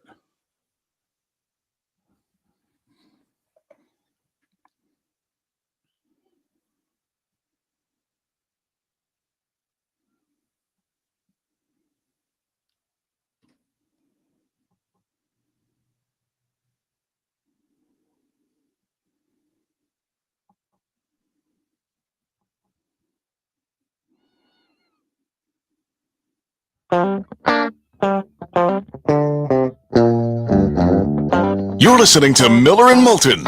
And now, here's Mark Miller and David Moulton. 21 minutes past the hour. Pat Kirwan to join us in 40 minutes time on Miller and Moulton. MillerandMoulton.com, Miller_Moulton on X. David Samson just joined us for the final time in 2024 on the American Paint Supplies Hotline, your one-stop shop for all your coating needs. What's it been, about 3 years? Longer? With David? Yeah, that it's been a regular thing. It's been a long while now. Yeah. He's brought a lot to this show. I know, and he foolishly seems to like us. So we're going to try not to screw that up. Yeah, I'm not sure how we walked into that. I don't know either. I do. We made kind of he liked us, and he agreed to do a short-term, like 3-month thing. He said, "Hey, if you guys want, I'll," and we were like, "Well, yeah, we don't say no to national guests who want to do our show." And then from there, I think he's done 2 years. Right. But the big move when he switched from CBS HQ to Lebitard's company, Mm-hmm. he negotiated within his deal Right. to etch out time for our show. That's a fact. That is. It's remarkable. In his contract, he has it etched out that he has to be off at 7 a.m. on Tuesdays Right. to do our show. Right. He gets paid to do everything else he does in life, and he doesn't from us. Right. Mm-hmm. That's wild. Right. So he seems to like us. I mean, we don't even have contracts, David. No, we do not.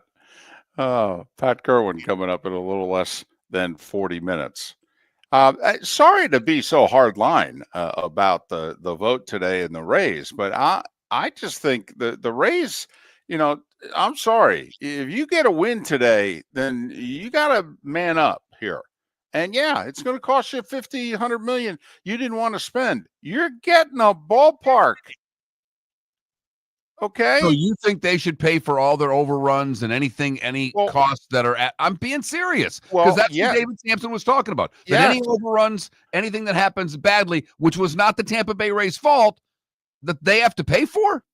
Well, in the contract, they do have to pay for all overruns. That's part of the deal. But those overruns were as a building starting a certain time. You add more time onto it. That's more overtime. That's more overruns. Yeah. Because the city council decided to delay votes. And I know it's because of a hurricane. It's a natural disaster. I get it. Well, don't just throw it, say, comma, I know it's because, ... No, it was because of a natural disaster. The biggest storm that part of our state's been hit with in a long time. Yeah, cost of doing business. Yeah, we all wish that the hurricane hadn't hit us. We all wish that you weren't experiencing the 50 to 100 million extra that you're going to have to pay. Do you know how much extra we've had to pay as a county for the repairs to the hurricane? I'm sorry. Are we partners or not? By the way, by the letter of the contract, you pay for all overruns. Okay? You want to play hardball? We'll play hardball. Read paragraph 4. Come on now. Hello, Nashville? Yeah, okay, go. Hello, no, go. Okay. Go. So you're willing to lose it over that. That's fine. Go. I don't think you've got why the I like guts to negotiate with you. Yeah, no, I don't think you have the guts. By the way, you pick up the phone and call Nashville, I walk out the door. Seriously. Go. By the way, I'll call St. Pete. We ain't repairing the Trop either. You can play 3 years at Steinbrenner Field. You can go to Nashville now. By the way, and honk off all of Major League Baseball for taking away their #1 expansion destination. Go. I dare you. I don't think Pinellas County has the guts to do that, first and foremost.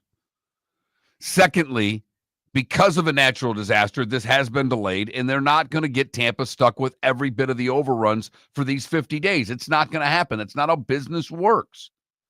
You just said it. Are you partners or not? Right. And the additional overruns because of these 50 days need to be split between both sides. Seems like a simple solution. Do you know how much money we've had to pay as a county over the last 50 days because of the hurricane? I mean, no offense, you're a drop in the bucket compared to what we've just had to shell out. You're getting a brand new stadium. You're getting all of the land to make money with around the stadium. Most people estimate you're going to make a minimum of $100 million, and you could make up to $500 million with the land that we are giving you besides the ballpark. Walk away. You can't make more money in Nashville or Portland or what have you than you can make here. And you know it. And we know it. Shut up and sign the deal. That's if Isn't we it my passed it, of understanding that they course. still get the land whether or not they play there or not? He's already got the land.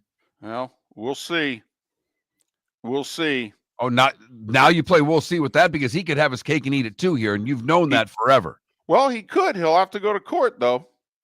He'll have to go to court. And remember, the contract says he handles all cost overruns. So he has to break the contract to get out of this deal. Okay? And if you break the contract, then you don't get the land because you broke the contract. Two can play this game here. And and I know you're just role-playing here, but you're going to risk the whole deal and all the money that you know you're going to make. You can cry all you want about the money you're going to have to shell out that you weren't planning on shelling out, and it's not wrong. Okay? But you know all the money you're going to make on this deal. Okay? You want to walk away from it? Be my flippin' guest. I think at the end of the day that they'll get part of the overruns handled by the county. I don't think you'll get stuck with all of them if this building's not done on time. Because it's another year that they wouldn't play there. And I do get what David Samson was talking about. There used to be a time you opened a building when you opened a building. Right. Now, I don't understand why they can't put the Rays on the road for 25, 30 days to start the season and open, meet this in the middle somewhere. Right. I actually have knowledge of this. I worked with the Florida Everblades here in town when we built what's now Hertz Arena, and the arena didn't open until November. We opened with a roadie, and I mean a roadie. We were headquartered in Charleston, South Carolina for a month as the building was finished, and it still wasn't finished when we opened it. But we managed to have an event on one night and a hockey game on Friday and Saturday, an event on Sunday, and all is well. Now, a little different situation. There was no public money for that building. True. It was a privately funded building. Correct. And it was a minor league team that didn't care when they opened. In Major League Baseball, I don't think wants to stick a team on the road for 30 days to start a season. I got to admit, man, also construction in Florida, I mean, you can make up. I mean, there are certain states in which you get behind. It's tough to make it up. It's not tough to make up a construction delay in Florida. David, you're going through a couple of summers where you have to deal with more natural disasters possibly. I don't think it's as easy as you think. I didn't say it was easy, but okay. But yeah, I mean, I'm sorry. We're not going to be ready for April 1st. We're going to be ready for May 15th. Did I mention you're getting a brand new ballpark and all the land?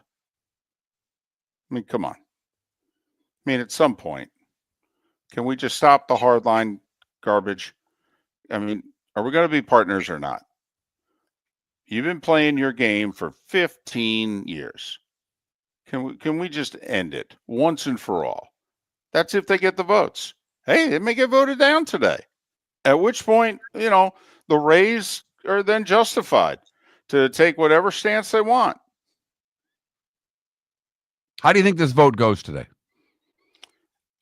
I think it passes. I don't. I don't think the new Pauls have the guts.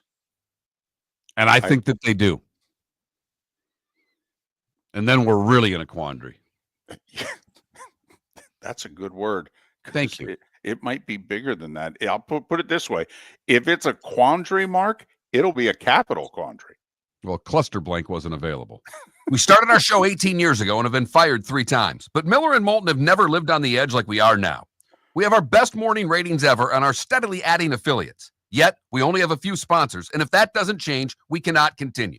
But if you want to advertise on Miller and Moulton, reach out to one of us directly by texting sponsor to 21,000 or by contacting me on X at @MarkMiller or David at @TheDavidMoulton. You can save Miller and Moulton and make your business some serious money by texting 21,000 now. Mark Miller for Molly Maid. Why Molly Maid, you ask? Trust. Moulton was a customer for 15 years. Affordability. Didn't I just say Moulton was a customer for 15 years? Worry-free services. Our professional house cleaners are fully insured and a 24-hour warranty. Call Molly Maids today at 239-774-5839. That's 239-774-5839 or online at mollymaid.com/FTMYERS. That's mollymaid.com/FTMYERS. Gentlemen, as your wife mentioned getting new flooring, but you don't want to go through the hassle, well, go see the Floor Meisters in Naples next to Costco. They understand your time and money are important, so they'll make it as painless as possible. With a huge in-stock selection of carpet and Cortec, they can get you the floor your wife's been asking for. They carry wood, vinyl, carpet, and tile. If you do it yourself, no problem. They can handle that as well. So go see TJ at the Floor Meisters and tell them, just keeping it real. The Cape Coral Police Department is growing. They are currently looking for police officers and are offering a $10,000 signing bonus to newly hired officers. If you desire a career in law enforcement, or if you are already in law enforcement and thinking about making a move to a better agency, think Cape Coral Police Department. If you're looking for a police department that is committed to excellence, that invests in the highest level of training, state-of-the-art equipment, and some of the highest compensation in all of Southwest Florida, then the Cape Coral Police Department is for you. Visit capecops.com. That's capecops.com. This is Miller and Moulton.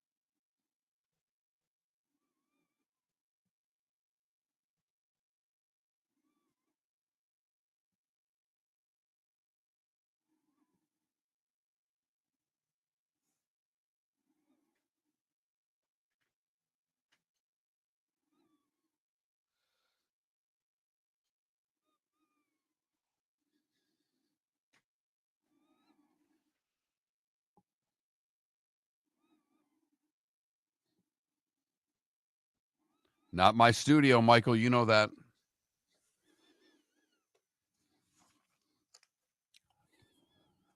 Plus, Michael, you weren't listening closely last night. Actually, he was giving Sam Darnold a lot of love, and Baker Mayfield texted him.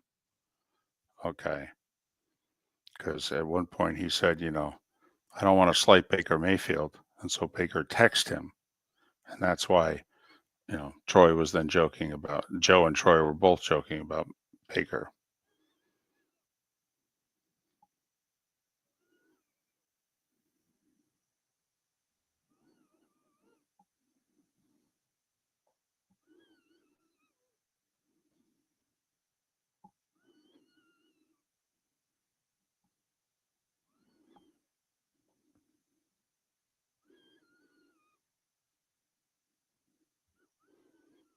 It's funny. I'll have to take a look. Of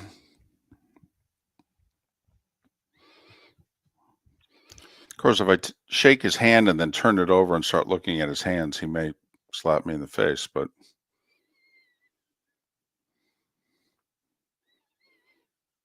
current 0.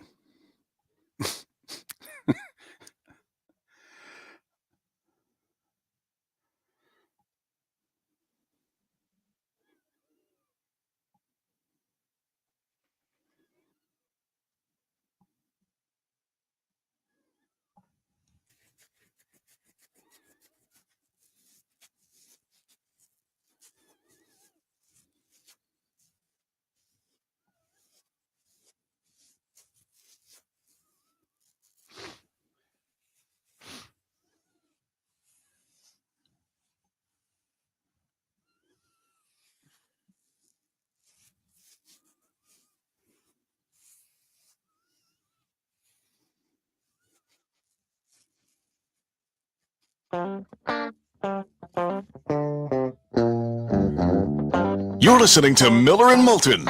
And now, here's Mark Miller and David Moulton. 22 minutes till the top of the hour. That's when Pat Kirwan will join us as we'll go through week 15 in the NFL, which came to a conclusion last night. The two favorites won.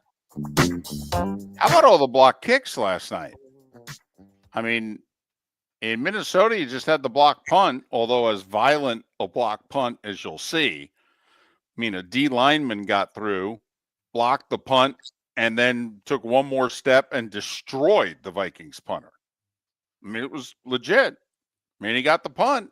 It is the one great rule in that sport. If you miss the ball and hit the kicker, you're toast. You can get Right. 5, you can get 15, Right. but it's punitive no matter what. You get the ball, you can destroy the kicker. Destroy. Yep. And it doesn't matter whether it's the punter or the kicker. You block a field goal, an extra point, you can run right through that guy. Does not matter. And then I guess in the Atlanta-Vegas game, I mean, 3 block kicks, including a huge blocked extra point, because the line was all over the place in the Falcons-Raiders game. Was 5.5 for the longest time, was 6 in the middle of the day yesterday, was 6.5 in some places at kickoff. Blocked extra point, your final 15-9. Oh, a lot of bets determined by the blocked extra point. So, But 4 blocked kicks in all last night. That's got to be a Monday night record, David. Listen, they keep track of all that Monday night stuff. I know. Yeah, I know. And they go, well, that's the first time that's ever. It's like people at home are not, thinking of Monday Night Football as separate from the rest of the league. But, we're our own. Okay, whatever. Just put that stat up. Feel good about it, right? People at home are laughing at you. That's okay. What's our poll question today? Our poll question today has to do with who's going to be the number 1 seed in the NFC, whether it's Philadelphia, Detroit, or Minnesota. Right now, Philadelphia getting an overwhelming percentage of the vote with 57%. Detroit's getting 30%. Minnesota only 13%. Now, I'm curious if when people are voting, and I've yet to vote, I've only, forwarded it because I'm really torn here. I want to be right. And I don't mean in the majority. I want to just get it right. 3 weeks from now, I want to be able to go, aha. But the Lions and Vikings both have the inside track. They, as it stands now, Lions, they win out. They're definitely the 1 seed because their conference record will be better than Philly's. In the Vikings case, they win out. It looks as if they will win the 4th tiebreaker, strength of victory. Especially since look at who the Vikings are playing their last 3 games. Seattle, Green Bay, and Detroit. So that means the vote is saying, Mark, they don't think either the Lions or Vikings are going to win out. Right. Hmm. Minnesota's got the toughest schedule, I would say. Detroit dealing with the most injuries. I voted Philadelphia, but I would not be surprised if it's the Vikings. I really wouldn't. They're playing complete football right now. They just have a really difficult schedule the rest of the way with Seattle, Green Bay, and Detroit between them and a number 1 seed. Something to remember, they reseed in the NFL. So even if the Lions, say, are the 1 seed, Minnesota the 5, Green Bay the 6, either one of those 2 teams win their first round playoff game and they'll both be favored. Guess who Detroit has to play? Either Minnesota or Green Bay. It's not like this college playoff where they've got brackets. And if there's an upset, then you just got a soft spot in the draw. No. Because in theory, the NFL is meant to, we want to give the 1 seed the best road possible, have them play the highest seeds remaining. Yeah, the problem in this case, I mean, think about Green Bay right now. They're 10-4. I mean, they're looking at being what, a 12-5, 13-4, 6 seed?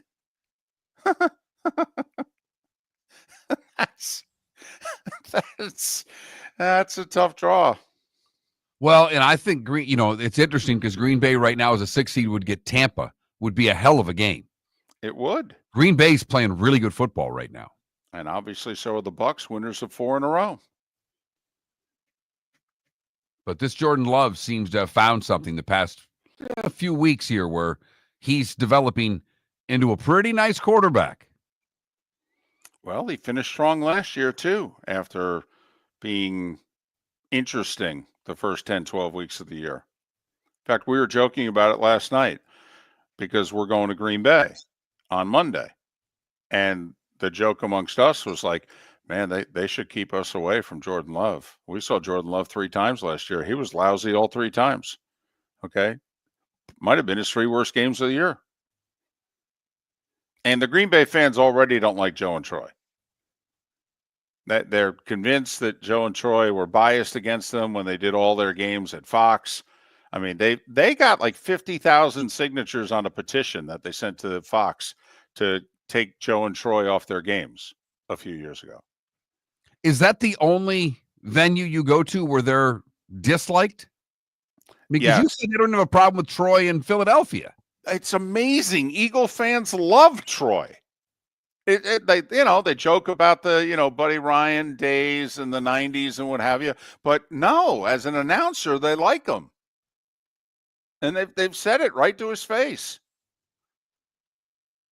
Green Bay? Oh, no, they dislike the 2 of them. And they say it right to their faces, too. Thought they were supposed to be nice in Wisconsin. I know it's Minnesota nice, but it's, Wisconsin tries to get that moniker to go right along with it. No, there's one guy in particular, and he wears a cheese head most every time, and he yells at the booth after every play. Every play, he yells at the booth at either Joe or Troy. I mean, we've gotten to the point where we respect the guy's effort. We just ask, the microphone's picking this up? No, what are you talking about? Okay, good. We hear it, though. Clear as day. That's fantastic. Because that is, I mean, you've paid good money for your seats. Uh-huh. You're obviously a huge fan of the team. Right. We're in a and yet after every play, you're taking the time not to look at the replay, not to listen to the public address announcer, not to look at who's coming on the field for the next play, but to turn around and yell at the booth. Hey, Aikman, Favre was better than you. You suck. Oh, yeah. Hey, Buck, you Cowboys homer. Oh, yeah. They really did. They do not like us there. We joke, because they do a nice job. We walk in the booth, chicken fingers and brats. All right. They're right there.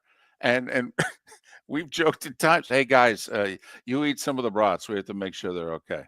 We're wondering, are they setting things up for Joe? That's amazing. Yeah. So there's nowhere else that gives it to you like Green Bay. No, that gives it to the two of them. Absolutely not. No. Not even close. Not even close. It's the only place I know of where the crowd is hostile to the two of them as they're walking through the crowd or even walking through. I mean, because obviously we're in the suites area and they give it to them in the suites. They go out to use the bathroom. And they the get suite it. holders are giving it to them? Giving it to them. Yeah. They'll come back in from the bathroom and go, you got to hear what this guy just said to me. Oh, yeah. It's remarkable how much they dislike Joe and Troy. So the Green Bay fan, a little more obnoxious maybe than they get labeled. Because the Green Bay fan is not considered to be a hostile fan. But there's no other I mean, Joe's actually asked other broadcasters, hey, do you guys get it? They go, no, man, they're great to us. They really don't like us. Was there a game, a moment that they can point to as to when this happened?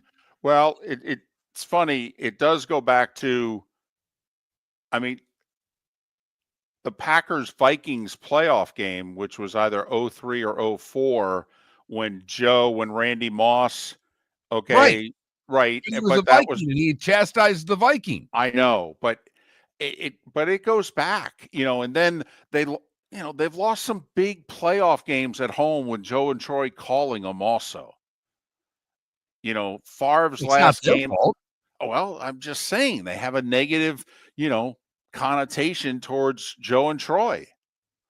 Joe got this a lot in baseball. He's talked about this nationally, in which he said, listen, I'm never going to be as big a fan as the announcers that you're used to listening to for 6 months. And I'm rooting for both teams. Well, you're not used to that. You're only interested in one team. So I'm getting excited because so-and-so's got a 2 RBI double to tie the game at 3 in the 8th. You ain't happy about that at all. So Joe is used to it in baseball. But Green Bay is the only place that they both get it. I mean, a petition. They signed tens of thousands, signed a petition, sent it to Fox and the league. Get these guys off Packers games. And I'm sure somewhere deep down inside, Joe and Troy were great. I don't have to go to Green Bay. It's not an easy place to get to. The hotels aren't that great. And I'd much rather be broadcasting the game in warmer weather. I know. I think Joe and Troy are still cold from the 07 NFC title game against the Giants. Them and Coughlin's face.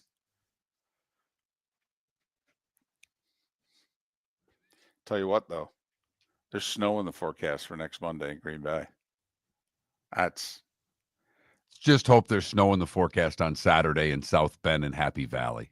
There you go. Saw Friday this morning already. Happy Valley snow hit Happy Valley yesterday.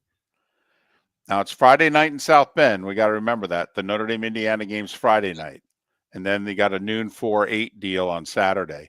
Happy Valley's at noon on Saturday. Just want some snow. I'm with you. Friday night in South Bend, Saturday in Happy Valley. Maybe a little bit in Columbus wouldn't be bad as well. Even flurries. Just some good flurry. It just is such great television. We love football in the snow. We love significant football games in the snow. We love it. And I don't mean we as a broadcaster. I mean we as fans.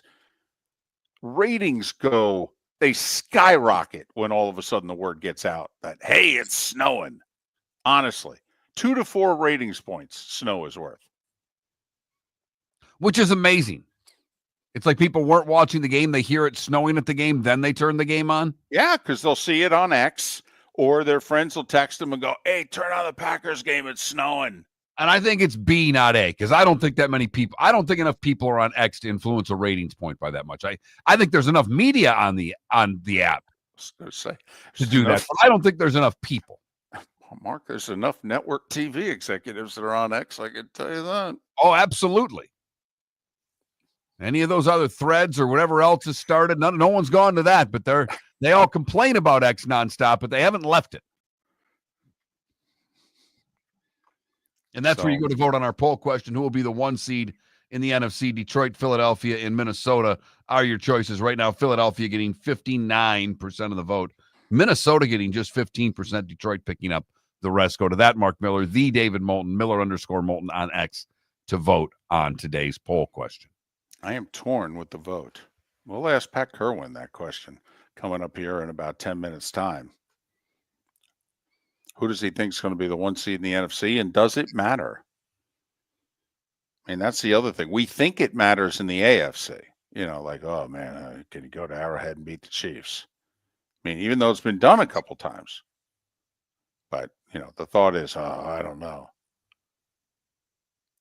Well, for Detroit to have any shot in the postseason, they need the 1. Any shot. I just don't think they can play that many weeks in a row. They need the bye. They need somehow to find a few bodies to get healthy, and they need to play at home on a fast track for that offense. I was going to say, I think the defense probably needs to get out of the dome, but you're right. They need the week off, and the offense needs to cover for the defense. And their numbers are far more significant when they're home offensively than when they're on the road. Goff's numbers are very different on the road. So I think it's a huge deal for Detroit. I don't see how they get it done. Put it this way, I think Detroit's more likely to lose 2 games than get the 1 seed the rest of the way in. Wow. You really think these injuries are now... I've been saying it for a month. True. It's and the finally injuries just reared its ugly head because they've been playing better teams. Well, you know, fortunately, I mean, they only lost 3 guys to season-ending injury in their last game, too. So, you know. Goodness gracious. I know. They say 2, and Carlton Davis is, you know, possible to return, but he's got a broken jaw.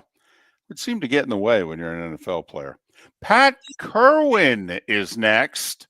We started our show 18 years ago and have been fired 3 times, but Miller and Moulton have never lived on the edge like we are now. We have our best morning ratings ever, are steadily adding affiliates, yet we only have a few sponsors. And if that doesn't change, we can't continue. But if you want to advertise on Miller and Moulton, reach out to one of us directly by texting sponsor to 21,000 or contact Mark on X at that Mark Miller or me at the David Moulton. You can save Miller and Moulton and make your business some serious money by texting 21,000 now. American Paint Supplies, for nearly 30 years, is your one-stop shop for all your coating needs. If you are a designer, a contractor, a professional painter, or a weekend warrior, American Paint Supplies is the place where experts go to get expert solutions. At 6100 Shirley Street in Naples off of Pine Ridge, American Paint Supplies delivers the best solutions with the best products with the best support. Meet Gene and his team today at American Paint Supplies. Call 239-566-2700. That's 566-2700 or online at AmericanPaintSupplies.net. The Cape Coral Police Department is growing. They are currently looking for police officers and are offering a $10,000 signing bonus to newly hired officers. If you desire a career in law enforcement, or if you are already in law enforcement and thinking about making a move to a better agency, think Cape Coral Police Department. If you're looking for a police department that is committed to excellence, that invests in the highest level of training, state-of-the-art equipment, and some of the highest compensation in all of Southwest Florida, then the Cape Coral Police Department is for you. Visit CapeCops.com. That's CapeCops.com. The world-famous cigar bar started as a neighborhood place in downtown Fort Myers, and now it's a brand, a destination, with 4 locations. The original place, Henry Street, Fort Myers, Gulf Coast Town Center, on Southeast 47th Terrace off the Cape Coral Parkway, and the Lounge on West 1st Street in Fort Myers. A place to go, whether you just need a relaxing drink and a smoke after a tough day at work, or a place to go celebrate. From relaxation to celebration, the world-famous cigar bar. Honey, you want to come out? I haven't seen you since Glass Doctor installed our custom shower enclosure. No thanks. Well, you can't keep eating breakfast in the shower, and laminating your magazines is getting expensive. You remember we have guests coming over tonight, right? Oh, I'm sure they'd love to see the shower. It's our neighbors, and I highly doubt they want to be hanging out in our bathroom. The shower's so good, you'll never want to leave. Visit glassdoctor.com today and schedule an appointment online. Is snoring bothering your spouse? Would you like to sleep in the same bed again? Do you know that snoring can affect your sleep cycle and cause lower testosterone levels? At Sleep Treatment Direct, we have easy solutions. We have a simple laser procedure that can improve snoring in 10 minutes. If you would like to get back in the same bed or are looking for a natural way to treat low testosterone, give us a call at 239-444-1741. That's 239-444-1741. Or go to sleeptreatmentdirect.com. That's sleeptreatmentdirect.com. Sleep Treatment Direct. Sleep safe and sound. This is Miller and Moulton.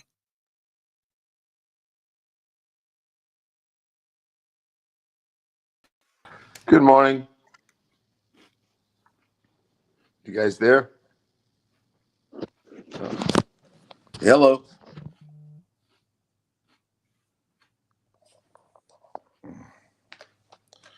You there, David?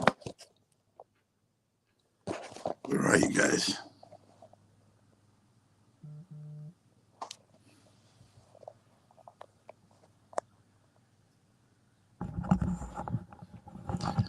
There's a man. Hey, David, can you hear me? Yes. Oh, good. You must be tired, bro. Actually, I got the best and most night sleep, or most time slept, on a Tuesday morning, maybe since I've started doing Monday Night Football. I got 4 hours and 40 minutes of rock solid sleep. And that's a lot for me, you know, Good. on a Monday night, Tuesday morning. Yeah. So what time's your flight out of there? Not till I think 12:45 Central. So yeah, plenty of time. Are you going out of Appleton? No. Oh no, next week's Green Bay. Oh, I'm in Minneapolis. Oh, that's easy. It's Delta home. So, and I don't do Appleton. Some of the guys do Appleton. I just do Green Bay to Chicago, usually in Chicago home. Yep. There have been times when I've driven to Chicago. And done it that way. I've done it too. Through Milwaukee. There's always road construction in Milwaukee.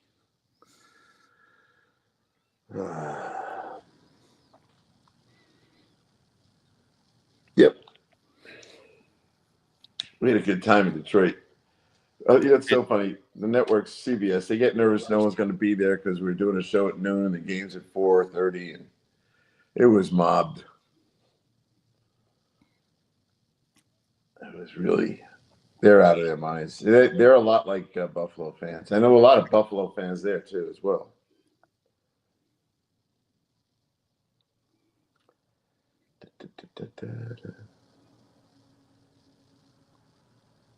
Pat, thanks again for the tickets. I'm taking my mother-in-law to her first Blades game. Oh God, have a great time. Tell her that the seats come with a ledge so she can put her beer down. Oh, she'll be happy with the seats. Yeah, because I'm telling you, if it wasn't for David picking those seats, my wife would never go. But she needs her own glass shield from pucks. Yep. First game she ever went to, a puck flew right between me and my buddy Steve, right between our eyes. That was it. Glass only. No, she'll have a good time.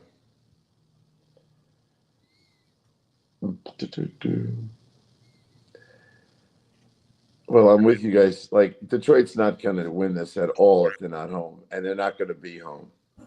They're going to land up missing out, and Philly's going to have one more win. I don't know if they win the division, Pat. I really don't. Yeah. You know, I yesterday afternoon, I might have agreed with you, but when I watched Minnesota last night, I was like, they should not be struggling. They should have won this game by 30 points. Well, I think if Jefferson catches that ball in the second quarter, it's 17-0, and you know.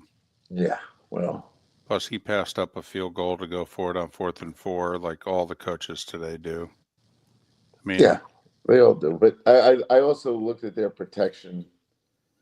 You know, I started looking at, you know, and I love Sam Darnold. He's going to make a lot of money. A little frozen in the pocket.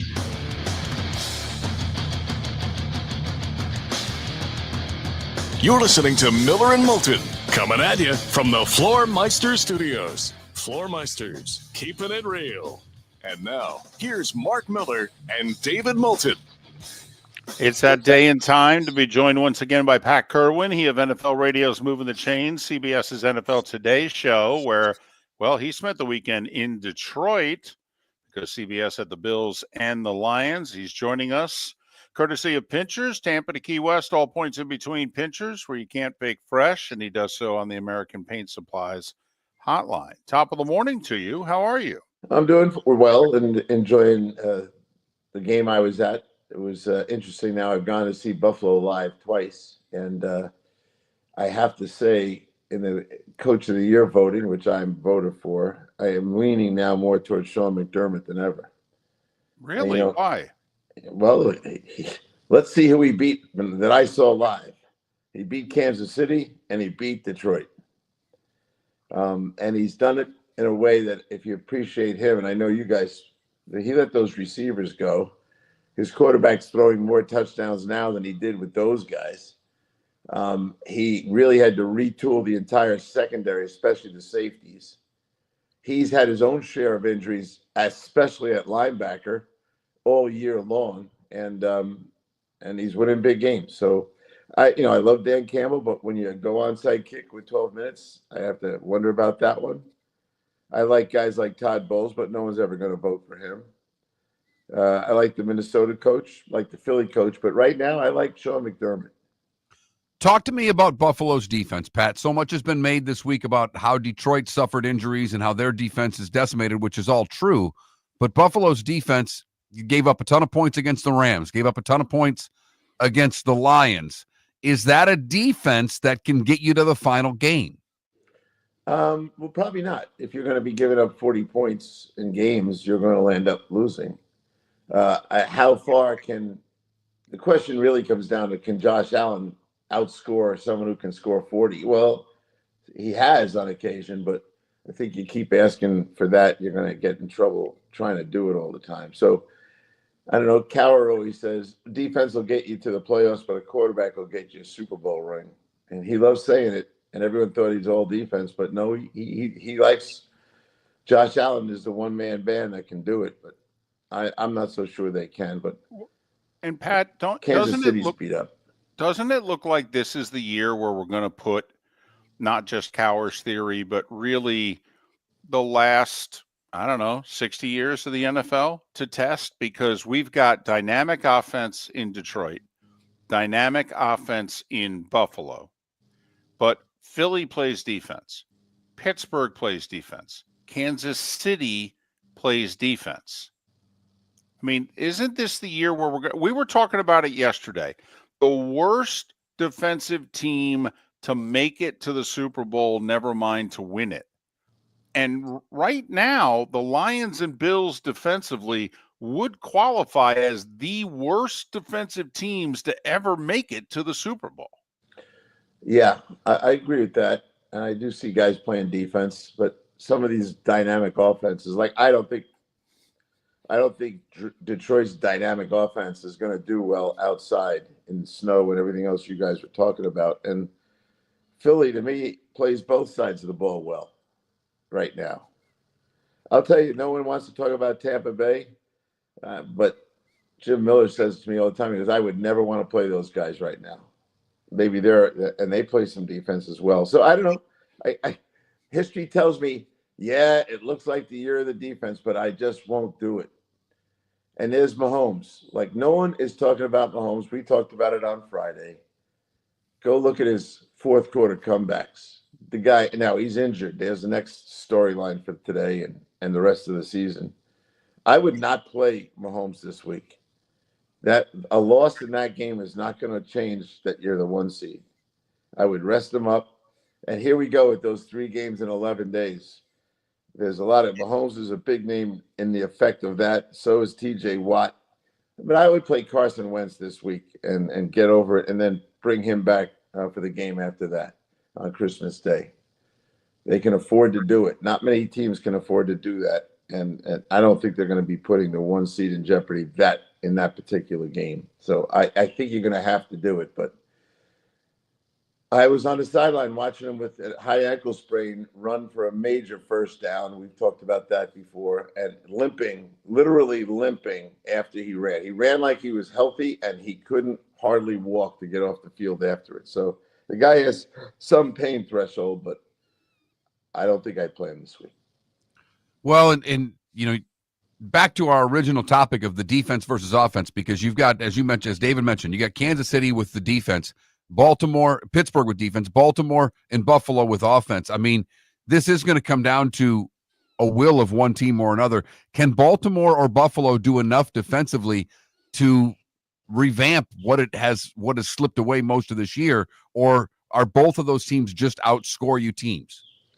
Well, I do think they're outscoring teams, but I like to look now.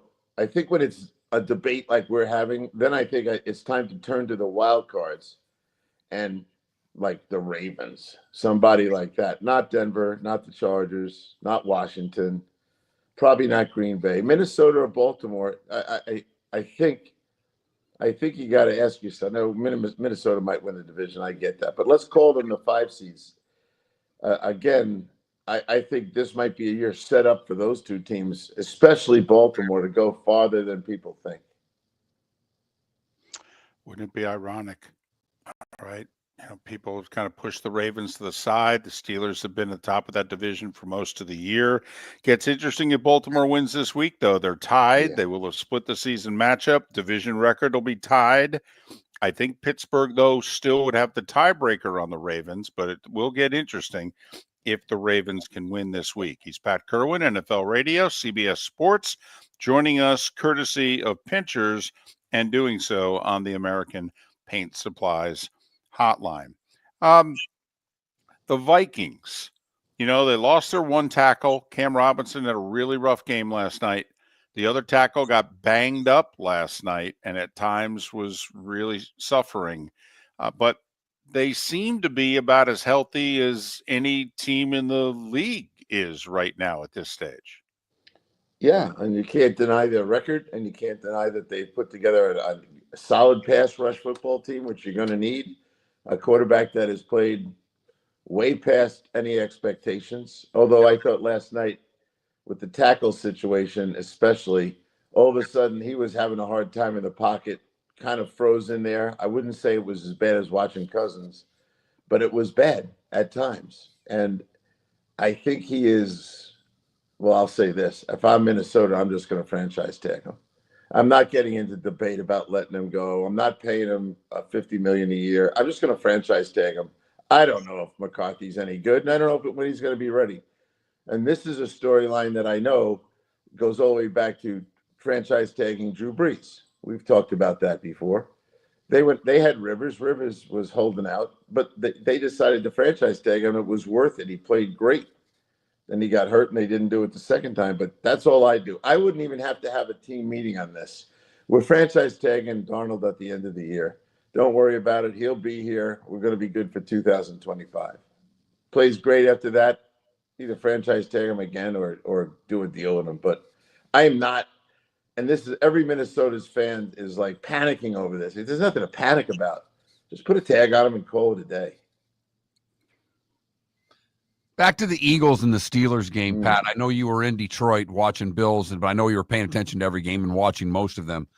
But, you know, Najee fumbles. They got a chance to maybe tie it at that point or at least get it within 4. But it seemed as if Pittsburgh just didn't offensively match up. Is that just a matter of not having Pickens? I think Pickens, you know, this is the same conversation I get into with all the guys that have a 1. You know, Mike Evans. I've said it on this here. Todd Bowles always says, as soon as Evans is on the field, our run game works. What did he run for the other day? 225 or something? And I think Pickens does the same thing since Russell took over, because Russell is very capable of hitting him with the deep shots. And once you have that combination, the other things, and I thought Najee's running game with Russell and Pickens on the field was doing quite well. But without Pickens on the field, it's a whole different game. Now you can play a guy down in the box.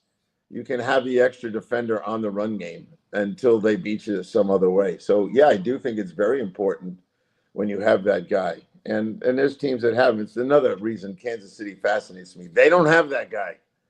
And here they are, running around with the best record in football. But yes, when you have them, Amon St. Brown, probably the same effect. Certainly when Brown doesn't play in Philadelphia, it changes everything for those guys. Tampa Bay, as I said, when you have Evans, a lot of things open up. So, yep, Puka, think about it. Just name those guys and say, take them off the field. Go back and look at how they do when they don't have them out there. Very hard to run the ball if you don't have a guy that's getting a man and a half to two in the coverage. You know me and my diva wide receivers, but Devontae Adams looked like Devontae Adams. Now, they was playing the Jags, I know, and we're talking about this year, but man, he's 32. They're going to have to rework that contract in a huge way. They probably are going to have to cut him to do so. If he's still got a year or two left in him, looking like he did on Sunday, Pat, I mean, he was a top 5 receiver in the game on Sunday. Yeah, he looked like himself, and they're going to have to cut him, and he's not going to want to stay there. He's very nice, very polite. He's going to smile right to the finish line because he's not going to jeopardize his off-season ability to go somewhere. Then you're the GM. What team should go after him? Well, I think we just talked about a couple. That's why it made me think of Devontae. I mean, if you're the Steelers, if you're the Chiefs, okay, I mean, to me, we're going year to year here. And if I'm Pittsburgh especially, I think you need to put a receiver on the field who's better than Pickens to get Pickens to start behaving. So if I'm the Steelers, I'm all over him. Yeah, and I think the Steelers are a team that will decide very privately whether they're ever going to give him a big contract. And they're not going to broadcast that. But if they decided already that they're not going to deal with Pickens because of his high maintenance and their experience with Antonio Brown, you could see them just smiling and taking your guy right off the Jet roster and saying goodbye to Pickens. He's Pat Kirwan. NFL Radio's moving the chain. CBS Sports, the NFL Today Show. Pat joins us 2 times a week, courtesy of Pinchers. Pinchers, with locations from Tampa to Key West. Pinchers, where you cannot fake fresh.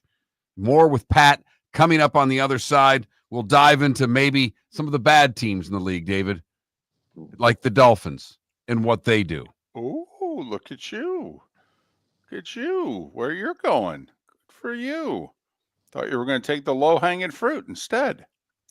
Pat Kirwan, more with him on the other side here on Miller and Moulton, millerandmoulton.com.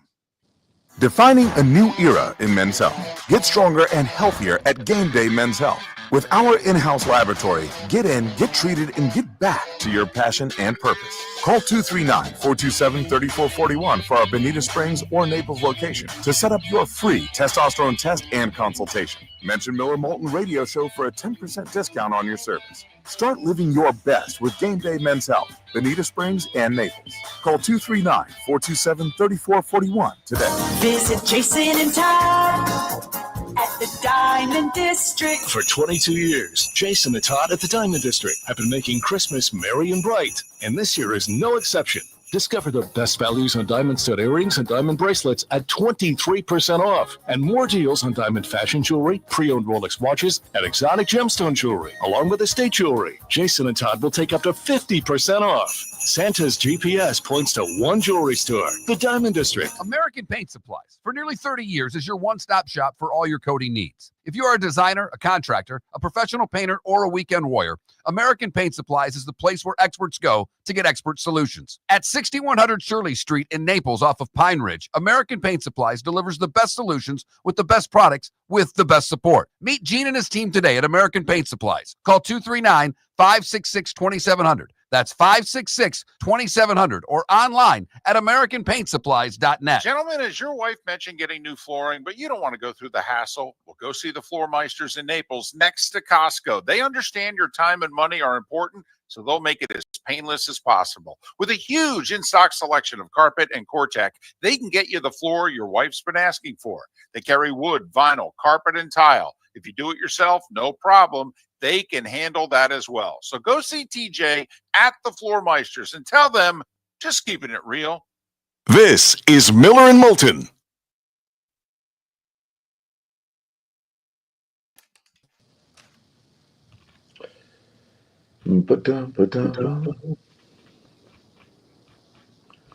I'm always thinking about your advertising issues. And I sent you a note, David. Did you ever try Breeze Airlines? No. Those guys are all of a sudden they're all over Southwest Florida and everywhere into. They have flights landing all the time at RSW, and they're all from the Northeast. It's nonstop. I didn't even know they existed a year ago. Have you used them? I'm on United all the time, and I got, I can get on first class every time. But I check them out because it's all the interesting, odd airports all over the Northeast, Wilkes-Barre, and all that stuff. But they're flying into Fort Myers for $40. Yeah, they fly. I think that's the one. No, Avilo is the one that flies out of Raleigh. There's a couple of cheapies that are starting more flights. Yeah, well, I would think that when I landed yesterday, I was counting Breeze. There were 3 Breeze planes at the terminal.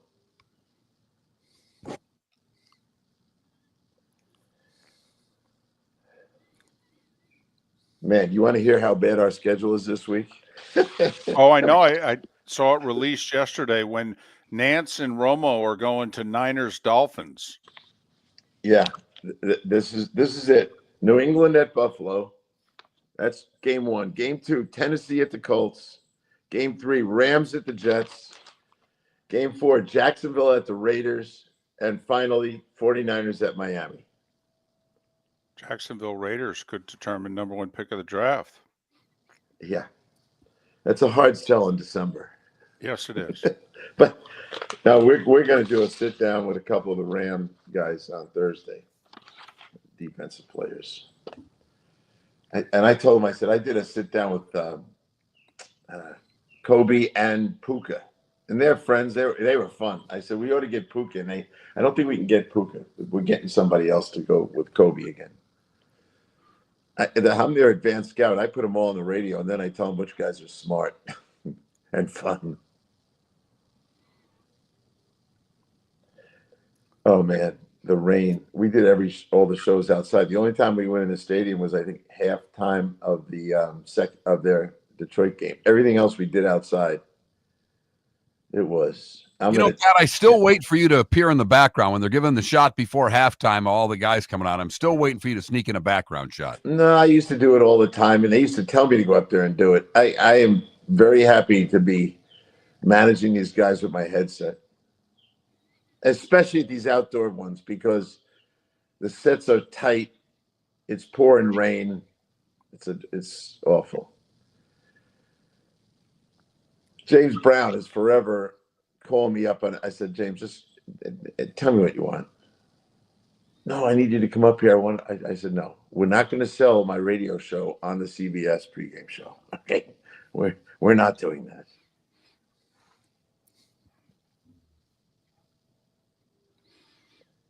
I really got to stop doing CBS. Well, if Cower wasn't there, I think you would have walked away.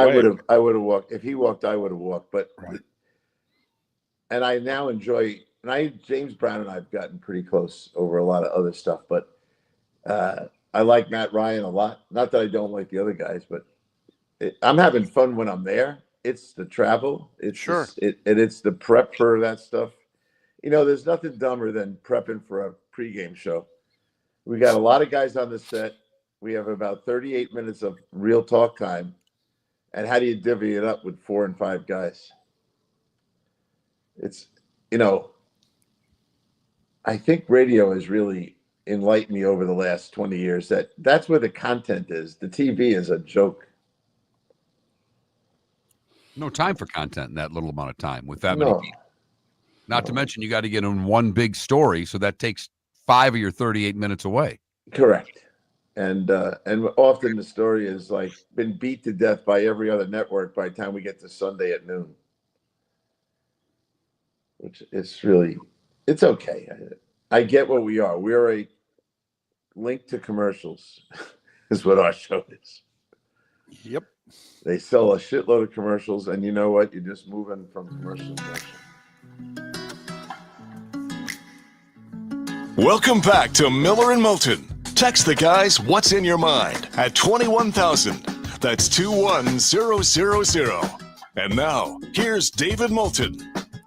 With Pat Kirwan of NFL Radio's Moving the Chains and CBS's NFL Today show. Pat joins us courtesy of Pinchers, Tampa to Key West, over a dozen locations in between. Pinchers, where you can't fake fresh. And Pat and all our guests join us on the American Paint Supplies Hotline, your one-stop shop for all your coating needs. Well, Mark wants to talk about the bad teams. You know, how about the 6 and 8 teams in the AFC? Like, which Dolphins, Colts, Bengals, which franchise are you most bullish on for 2025, and which are you most concerned about?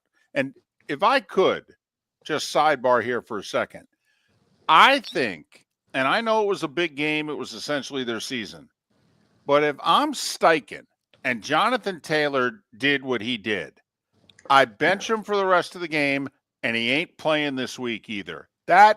We've paid him, by the way. He's the only guy on the team, him and Buckner, that we've paid. Okay? Seriously, Pat, I'd lose my mind over what Jonathan Taylor did. Yeah, Jim and I talked about it yesterday. I had a problem when Jim tried to relate what he did to what Campbell did by not going back in the game. To me, it's significantly different not to go in the game. And I'm very happy with the suspension for the rest of the year for Campbell. In regards to this one, as soon as he did it, the first man I thought of was Bill Parcells. Is Parcells, if you fumble or if you make a mental error like that, yeah, I think you're going to be on his side. He would have been on the bench probably for the rest of the game, and then some form of the next game, a half the game or something. But yeah, you can't do that stuff. It did bother me quite a bit, and it's so ridiculous. Now, is that the same in your mind, David, as diving from the 3-yard line and extending the ball with one hand and having a fumble? Because the coaches swear we tell them they're not supposed to ever do it, but guys do it all the time. No, I don't think it is. Okay, because what Taylor did was lazy. Okay, and it's trying to be stylish and cool. The other guy's at least trying to score.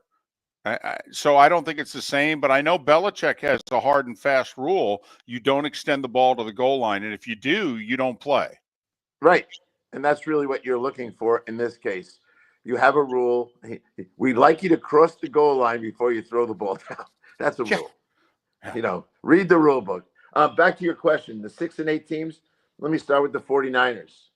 And I'll get to the AFC in a second. But the 49ers, to me, is a team I'd bet on to repair their problems. And maybe even better than some of the team with 7 wins and 8 wins. Like 49ers will get right before Arizona or Atlanta gets right. Now, Indianapolis, not a big fan of those guys. I don't think the quarterback's going to get better fast enough. The Bengals, I would bet on the Bengals. Put some time, money, and draft and free agency into the defense, and they'll be fine. And then what else? The Jets, no, they're 4-10. They're terrible. Miami, man, they broke my heart again. I just can't believe in them. And I thought the way they played this week, they almost looked like they quit. That was soft, as they were soft again, Pat, and that's why I wanted to bring up the Dolphins. If you're Stephen Ross right now, last week against the Jets, place had 40% seats looked like chairs, not people. That's a bad sign, Pat. You talk about this all the time. Now this is 3 years where they don't beat good teams. This is not working. There's no other conclusion you can come to that with McDaniel, it's not working. They don't beat good teams. So if you're Stephen Ross, what do you do heading into 25? Well, I don't like saying these things because it hasn't happened and hope it doesn't, but I think they'll fire their coach. I think that he's looking at this going, we took a chance on a different kind of dude to be the coach. And I don't know if it's his personality. He's always got his head down looking at his play call sheet. And I think if the thing you're describing is culture, and when a team has a phenomenon that you can detect on a TV screen that's not healthy, I mean, it reeks of a Mike Vrabel type guy. Ooh.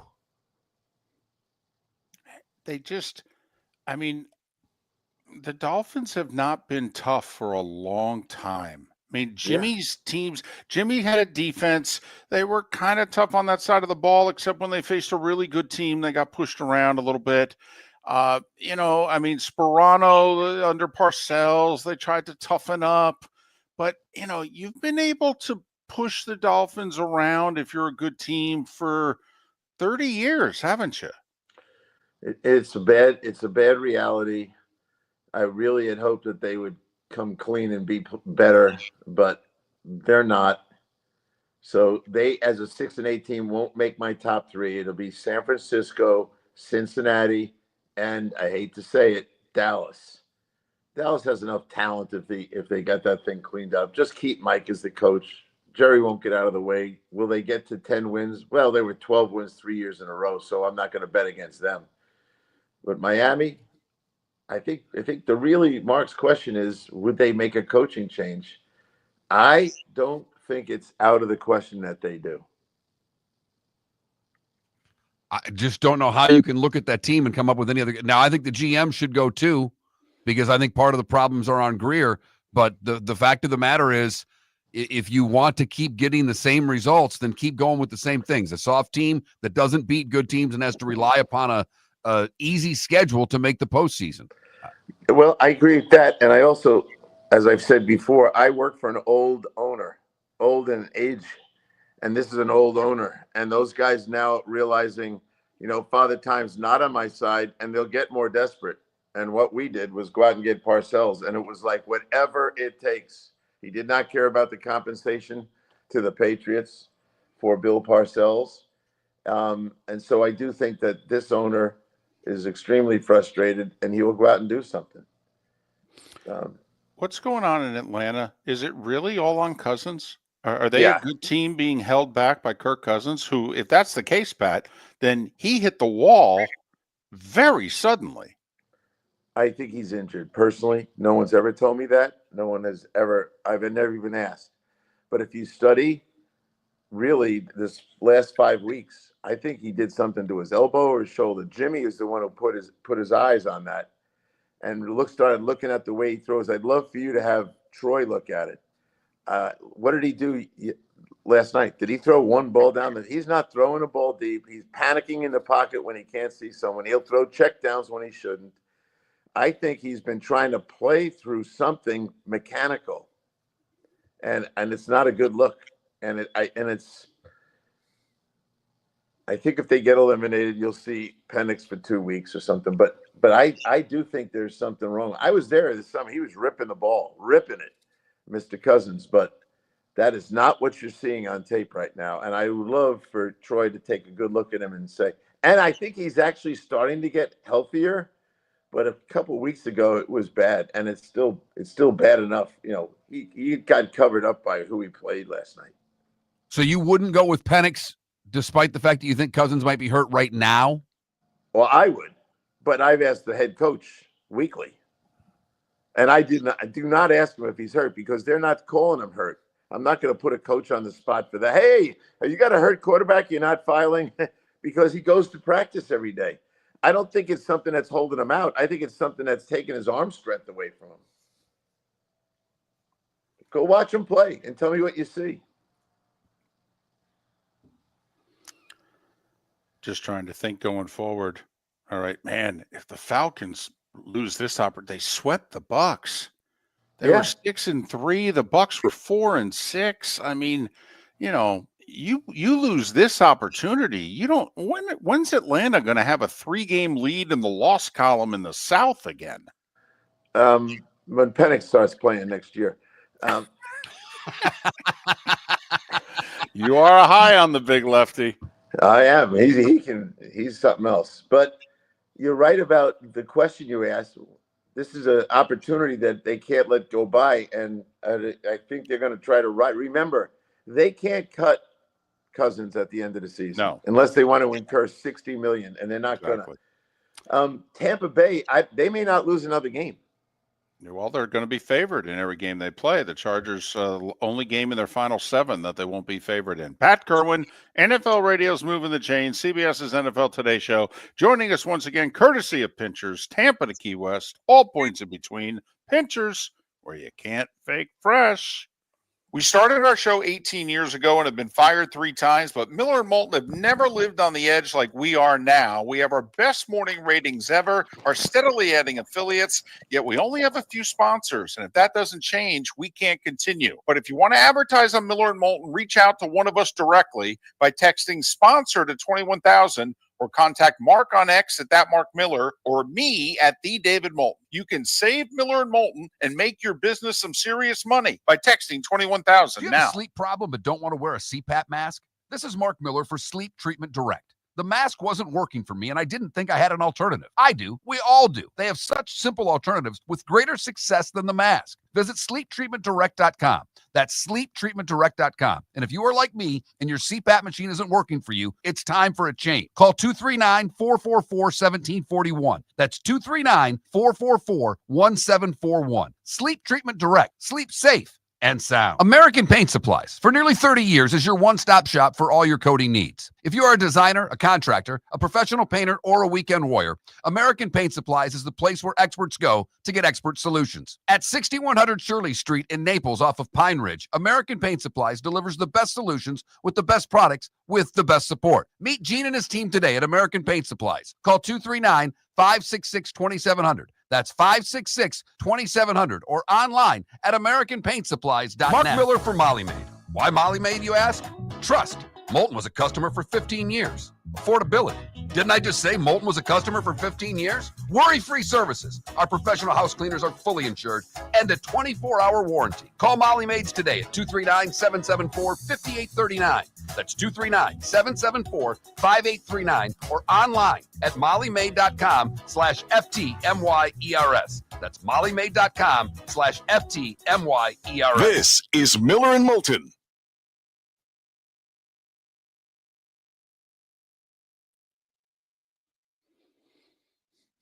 Thought it was the old days there, and Pat was sticking for the hour.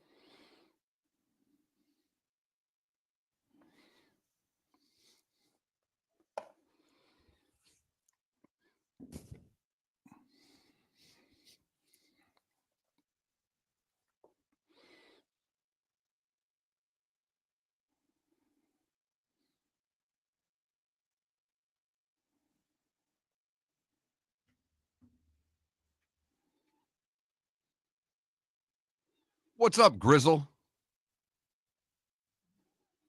Hey, Grizzle. How you been?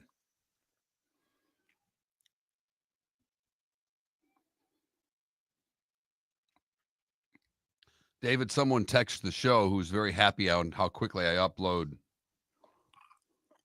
the podcast, but said, what's up? What's up, my ninjas? To which I responded, what's up? And I can say with 100% certainty, I've never been called a ninja before.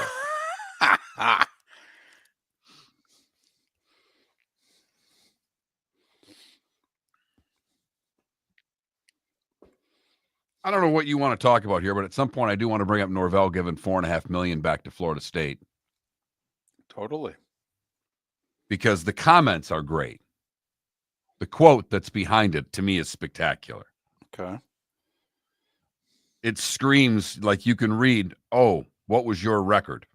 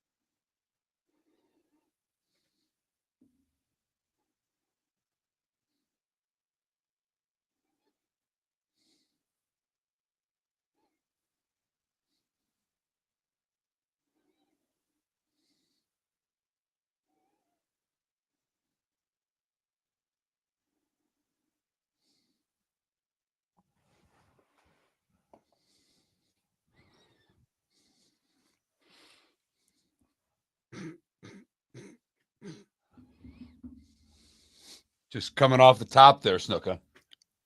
It's true. Just in their own way.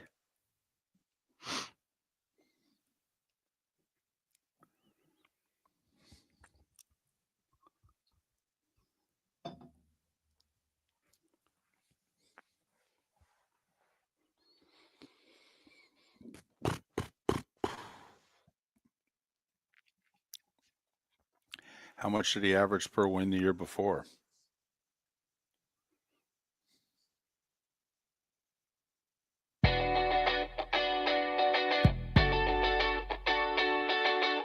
You're listening to Miller and Moulton.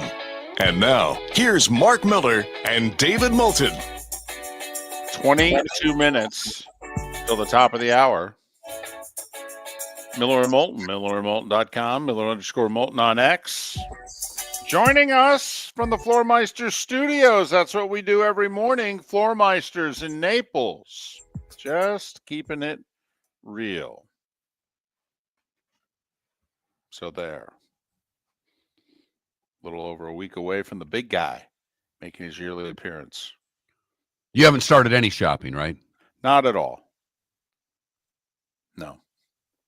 My wife's been done for a month, and she's yelling at me every day because I was given specific people to buy for. And I've completed one project, haven't begun the other. Okay. But I mean, and I'm getting grief on a daily basis. Why? Take you an hour. You know who you're buying for. You know what to get. Take you an hour. What's the problem? It takes me less than that. It's my son, who I text and said, can you send me a list of what you want and I'll buy it for you? This is really easy. Thing called Amazon. Send it right to your door. It'll be perfect. It'll take me minutes. Right. Bada bing, bada boom. Yeah. What's the problem? So you're good. I mean, he's got a week still to answer you, and you've got a week still to get it to him. That's where I am. Now, Whitney, you seem like you're a go out and shop guy, though. Like you don't like to do things online. Like you have to go buy it. And I've never used Amazon. That comes as a surprise to no one. Well, I don't know. I mean, I think people. I mean, I think most people thought I've used Amazon less than 5 times. But I think most people assume that at this point in time, in order to live in this country, you have to use Amazon at least twice. I've never used Amazon.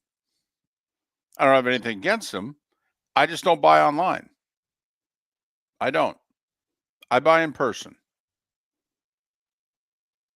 And will you get out? I mean, because I'm guessing you don't have to shop for anybody but your wife. I'm guessing your wife is taking care of everything else in your world for Christmas. You travel a lot. You have a lot going on. I'm not at all mocking you for that, but it would seem that your wife handles, you got a granddaughter. It's not like you're going out and buying stuff for the granddaughter. Your wife is. Correct. Not only for Christmas, but for Thursday. Exactly. In fact, we've just gone back and forth for the last hour about something, I mean, she's got a birthday coming up in a month and a half also. It's kind of like, can we leave a few things for the birthday? Please. But listen, this is, morale is low, Mark. More than anybody what's going on. Morale is low. We're not even sending out a Christmas card this year. There's no even photo of the, cute, adorable grandchild with our names on it saying, Merry Christmas and Happy New Year, from the Moultons. No, none of that. Zip, zilch, nothing. Forget the fact that I've stopped writing the Christmas letter. I mean, so, no letter, no card, no cute grandkid, nothing. People are getting nothing from us this year. My wife went with a little sympathy Christmas. The front is the pictures of the family, a little picture of everybody together. Kumbaya. The back is just a big picture of Frank, our dog, that we had to put down in memory of Franklin. Oh my! She's going for the sympathy hit on the Christmas card. Wow. Yeah, I know. That's announcing to the world that we put our dog down on a Christmas card. Right. Happy holidays, Christmas, everybody. Merry Christmas. Happy New Year. Dead. Here's our dead dog. Wow. She's really. Yeah. Oh. don't know if she thought that through or not. I was not consulted. Well, just 51%. I mean, Right. Come on now. I can say I've never been consulted on the Christmas card, but I thought I saw the big picture. I was like, I'll be damned. The difficulty for me very quickly is I have limited time. I get back tonight and my next 2 days are totally spoken for things that I won't get into. And Saturday, I have to drive to Orlando and broadcast a college basketball game. So pretty much I've got Friday after the show and Saturday morning. So that's it, because I get back late Saturday night and I fly out Sunday for Green Bay. Can't you pin? I mean, is this one of those times that you could pin it on the daughter and say, hey, I need your help. I need you to go out and get X, Y, and Z? No, absolutely not. Huh. All right. I didn't know if you could, go to the bullpen for a little help in this case. No, I don't think you can, actually. All right. I don't think you can unless your schedule is totally to the point like I'm out of town and, hey, she told me she needs this. Can you get this? Can you order this? No.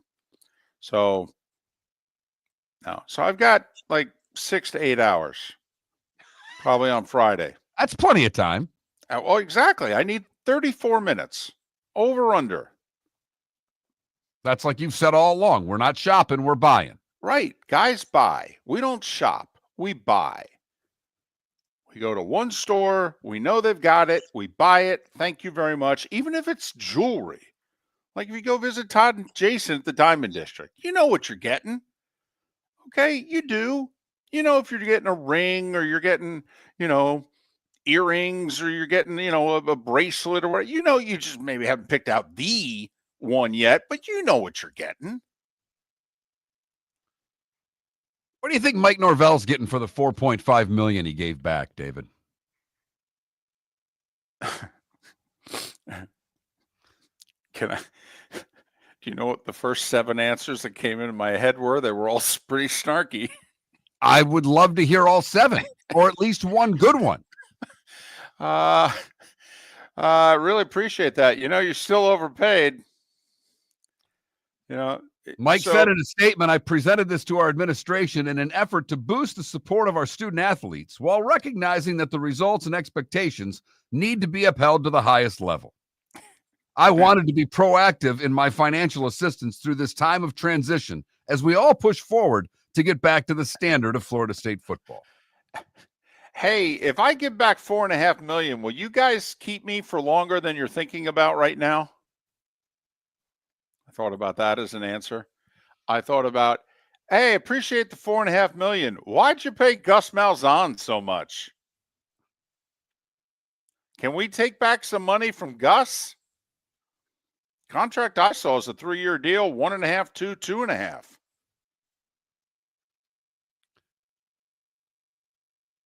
Seems like you overpaid. Yeah. Seems like you should have got him a little cheaper than that. Or somebody else. Honestly, that's some serious coin. But now there's also a part of me that's like, hey, he didn't have to give back a dime. Not a dime. He could argue, hey, I was underpaid the year before. We're 13-0. What's that $4.5 million get him? What do you think? A receiver, 2 linebackers, and a lineman? I mean, what does $4.5 million get you anymore in the portal? Well, I don't know about that. I think it gets him an extra year on his contract. I really do. And he may have to make a $3 million donation after he goes 7-5 next year. I mean, we've always thought that coaches were buying players, and now they are literally buying players. Yes, they are. I mean, come on. The joke is, hey, the SEC's, they were a lot better when they were the only ones buying players. Now that everybody is, bum. So I just found the whole giving back of money. Gundy did it the week prior with the same reasoning. I mean, his was basically lose your job or you're going to have to give back money. Norvell, as you said, that might buy him an extra year by giving back the money. And I'm guessing we're going to see more of this, David. I think so too.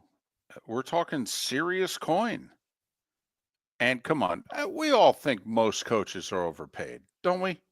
That the coach's salaries got out of whack. And I know they're coach and general manager, but I mean, we think that a lot of coaches are at least a little overpaid. Like, I'll be honest with you, Signetti getting $8 million a year. I never would have done that deal. And I know I could have lost him, but I mean, come on. All of a sudden, $8 million a year? 1 year. And I got to give you an 8-year deal?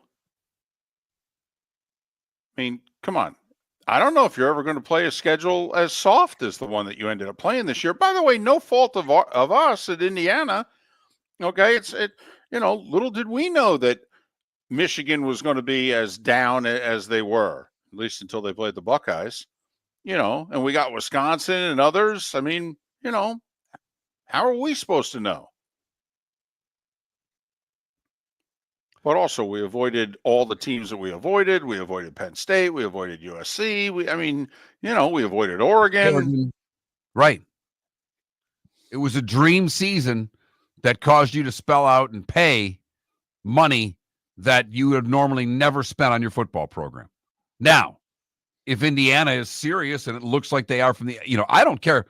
David, I really don't care what they're going to pay the coaches going forward. I do love when they tell me what they're committing to their NIL. Right. Because that's the number that's most relevant. Right. Their salary cap. Yeah. Let's call it what it is, a salary cap. I'll say it again. They need to make the students employees. You want to get costs under control? Make them employees. That's the only way you're going to get costs under control. Period. Otherwise, they're going to ask for more every year. Wouldn't you? I don't think they have a choice. Andrew Brandt agrees with us, by the way. He came out and said, got to make them employees if you want to control the costs. Bud Elliott thinks if they don't do something to control the costs by the end of this decade, players are going to be making, double what the coaches are making. What was the word for the quarter? There was one of the quarterbacks that was out there in the portal, and they were talking $7 million. Well, there's a word about Quinn Ewers. That Quinn Ewers is being told by NFL people he's a late second, third round pick, and that he should transfer from Texas because they're turning things over to Arch, and that there's a bidding war that's going on with Big Ten schools and Quinn Ewers. I mean, Ohio State's been mentioned, Indiana's been mentioned, your Spartans were mentioned. $4 million was the price tag that I was hearing on Saturday. About time. That's what I'm talking about. Let's get into the NIL business. These Ishbias keep buying teams. They're not giving up enough money to the NIL department, David. Buy our football team, damn it. Right. Not the Suns and the Twins. Come on now. Get serious.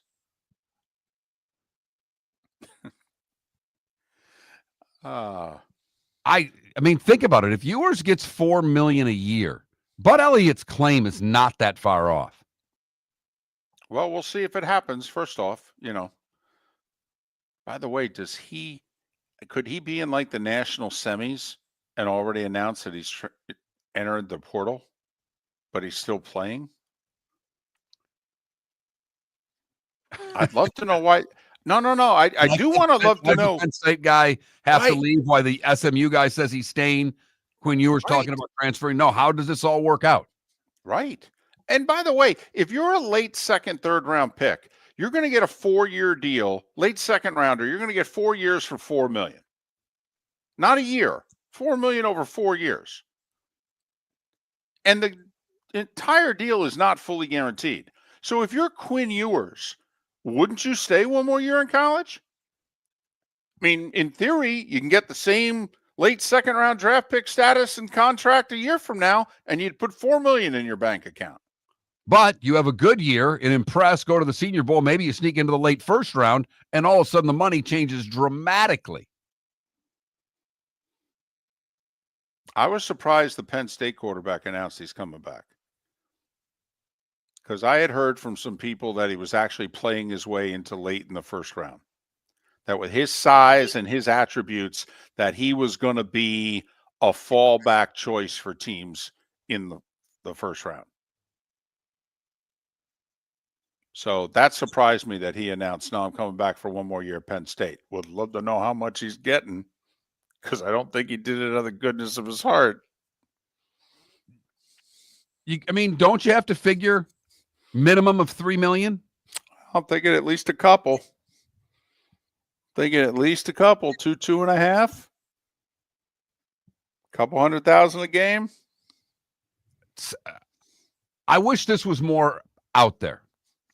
Well, is the one thing that I wish we'd see more of actually what these players are getting.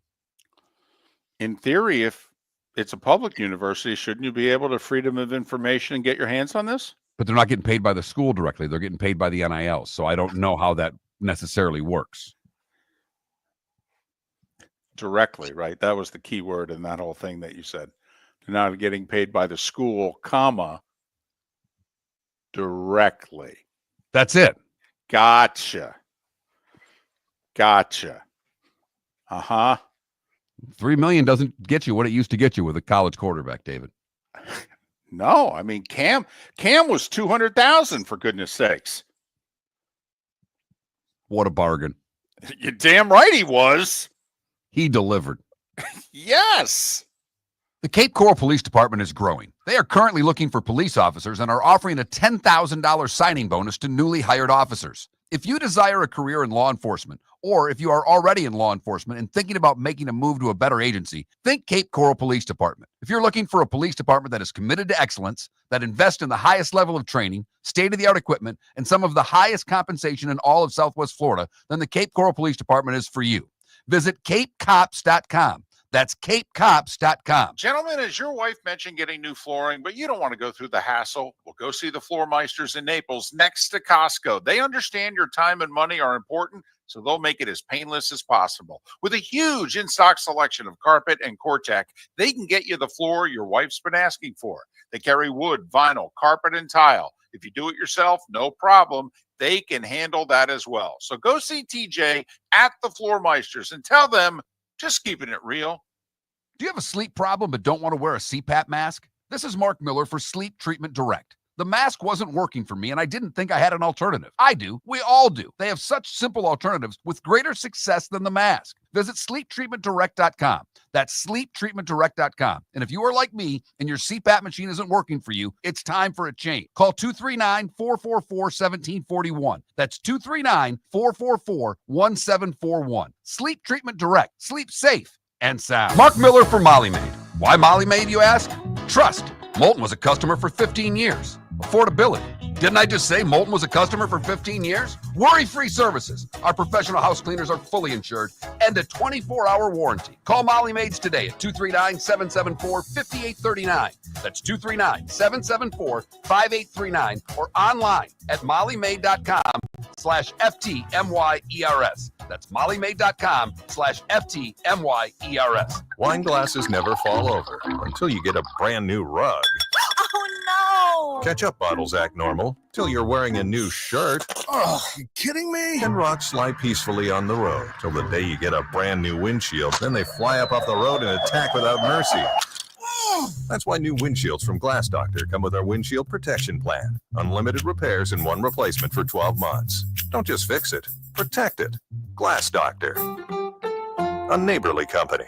The world-famous cigar bar started as a neighborhood place in downtown Fort Myers, and now it's a brand, a destination, with 4 locations. The original place, Henry Street, Fort Myers, Gulf Coast Town Center, on Southeast 47th Terrace off the Cape Coral Parkway, and the Lounge on West 1st Street in Fort Myers. A place to go, whether you just need a relaxing drink and a smoke after a tough day at work, or a place to go celebrate. From relaxation to celebration, the world-famous cigar bar. This is Miller and Moulton.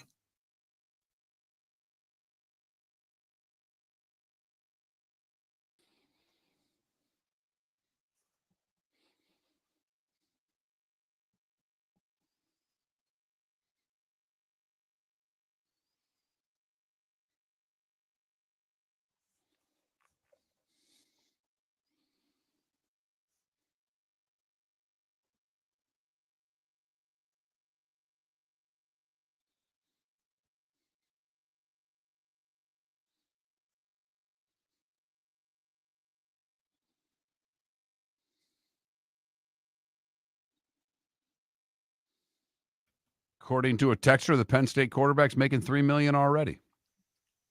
Hot damn.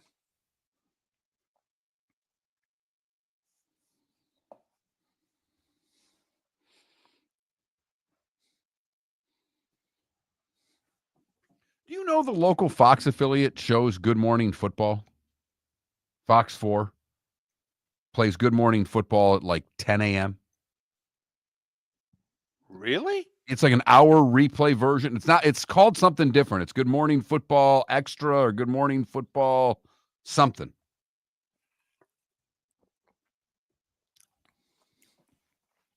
Wow.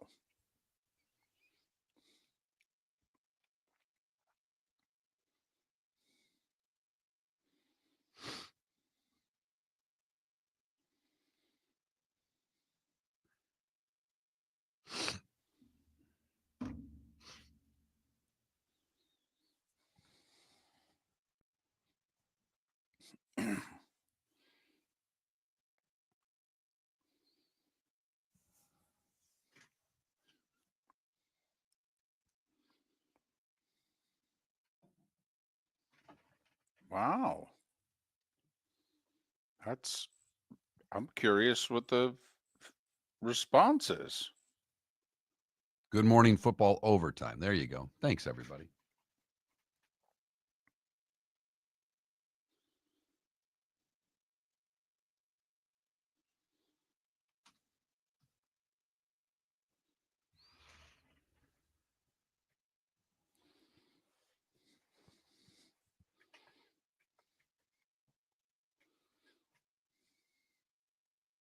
The Red Zone showing commercials? Really? That was kind of like the whole idea of Red Zone. Some people are upset. Didn't YouTube TV announce a big price increase? Yeah, like $10 a month.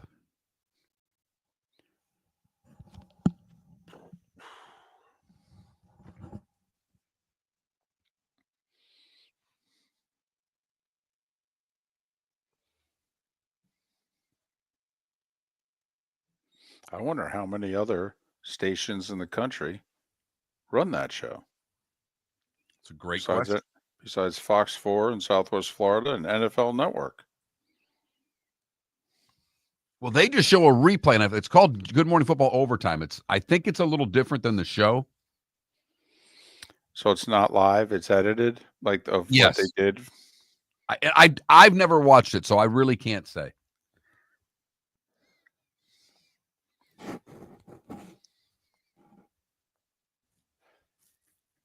I'm like you, though. When I saw it on, I'm like, I'll be damned. Mm-hmm.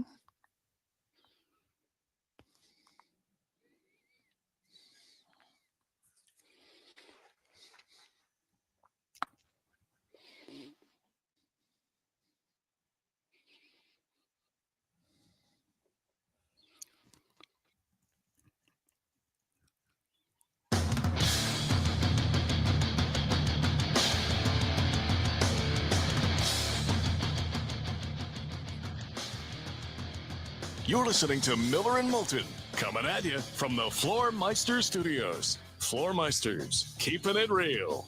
And now, here's Mark Miller and David Moulton. It is the Diamond District bonus hour of Miller and Moulton on this Tuesday. We've already talked with David Samson for the final time in 2024. If you missed it, go to millerandmoulton.com and download what you missed. Talked to Pat Kirwan last hour as well. Hey, we haven't spoken about this yet. The AP came out with their first team All-America team. And I've got offense in front of me. Okay. So forgive me that I don't have defense in front of me. I've not seen who it is. Player of the year was Travis Hunter, for whatever that's worth. But on offense, quarterback, who do you think they chose? Cam Ward. They did. They went with Ward over Shadur Sanders. The two running backs, the guys who finished second and fifth in the Heisman. Genty from Boise State, Scattaboo from Arizona State. First team center is the Gators' Jake Slaughter, who announced yesterday he's coming back for his senior year. That's interesting. If you're the best center in the country, I mean, you're a late first-round pick, aren't you? More than likely, given the fact that Tampa took the kid from Duke last year and he's turned out to be a hell of a center. I mean, you're probably going in the 20s, right? If you're the best center in the country. You could slip into the second round if you're not deemed the guy. Right. But so that's a hell of a coup for the Gators there. First team All-American center, and he's coming back for his senior year. I mean, the tackles are studs. I mean, they're from Texas and LSU. But I just need to point out, and by the way, 2 Canes on the first team offense. Cam Ward at quarterback and Xavier Restrepo at wide receiver. Restrepo had an amazing year. Yeah, a great career. Amazing year. Great career and amazing year. The All-American receivers. A kid McMillan from Arizona, Restrepo, and Nick Nash from San Jose State are your first team All-American wide receivers. Mark, one of your first team guards is Addison West from Western Michigan.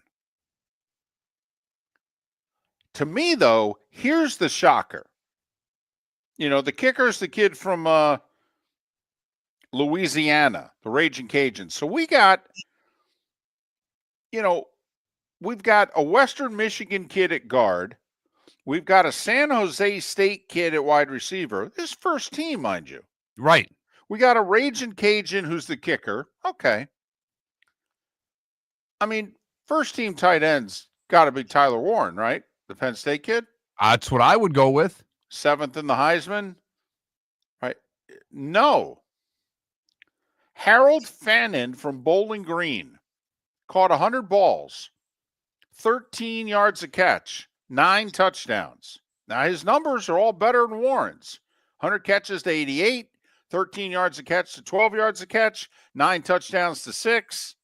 Yeah, one of them did it in the MAC, the worst college football conference in the country. I know. But I'm just telling you, the first team tight end is Harold Fannin, not Tyler Warren. Now I want to pay attention to where Nick Nash, Addison West, and Nick Fannin Jr. all go in the draft. Right. I'm interested. I'm not being a smart aleck. I know you're not. A kid from Western, you got a kid Western Michigan, San Jose State, and Bowling Green that are first team All-Americans. I mean, you got, I'm doing the math here. You got 2 guys from the MAC, right? Yeah. Addison West at guard, Harold Fannin at tight end. Yeah. I mean, I have as many first team All-Americans from the MAC as I do from the Big 12. Both from the state of Arizona, by the way. And David, when you look at the defense and you add Sean Dolak, who's an All-American linebacker from Buffalo, that's 3 MAC players that have made first team All-American by conference. The Big 12 had 4 players. The MAC had 3. Tell you what, some scouts in the transfer portal missed some players. Well, there's no doubt. There's no doubt. I mean, listen, it's not like basketball. We're not going to make the argument that, well, you got good players all over the country. It's not like basketball. Okay, where the talent can be more evenly dispersed. But still, I mean, the San Jose State kid at wide receiver, he's 6'3". I think he's 6'3", $195, 200. Got great numbers. Measurables are pretty good. I mean, this does fit with the, we've been talking about, come on, you can get Puka in the 5th round. I mean, unless you're getting Jefferson or Chase. I mean, you could make the argument. There are receivers everywhere. Not ones. Well, typically not ones. Correct. You can get your slot guy, you can get your 2, but in order to draft a 1, for the most part, you've got to go up and get the one. You do. Namaron St. Brown is an exception. Puka is an exception.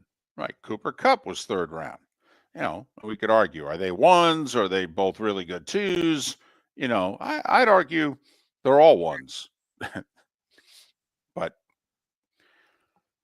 But just wanted to point out, 3 guys from the MAC are first-team All-American. And none of them are special teams guys either. No. The Sun Belt has one. He's a kicker. Big deal. But I look at first-team All-America on offense. I got 2 tackles from the SEC. I got the center from Florida. I got 3. I got 3 first-team All-Americans on offense from the SEC. Hell, I got 2 from the MAC.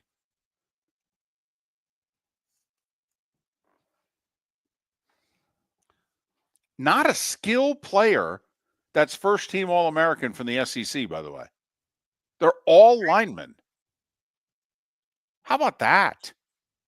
No running back, wide receiver, quarterback, tight end from the SEC is first-team All-American. Did they miss anybody in your estimation?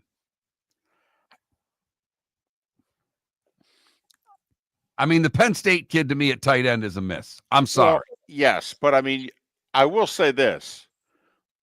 Better seasons, are the 2 best wide receivers the 2 freshmen, the one at Ohio State and the one at Alabama?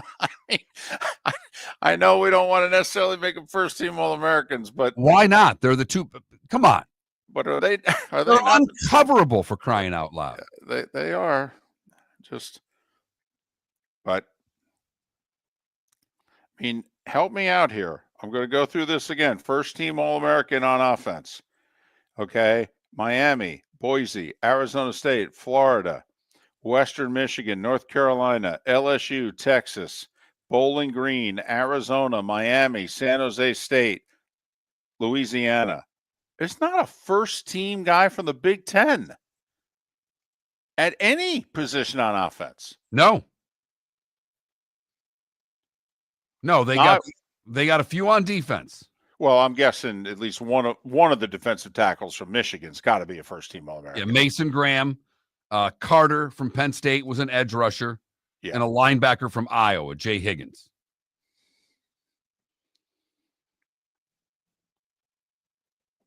And I'm assuming Hunter, first-team All-American at corner, and he was listed as the AP Player of the Year. That's correct. Travis Hunter got corner, and he also got on all-purpose on offense. So he actually made All-American on both sides of the ball. But wasn't nominated for the Best Defensive Back Award. Right. Was not even nominated for the Thorpe Award. But we can get rid of that award now, can't we? That's what Dion said.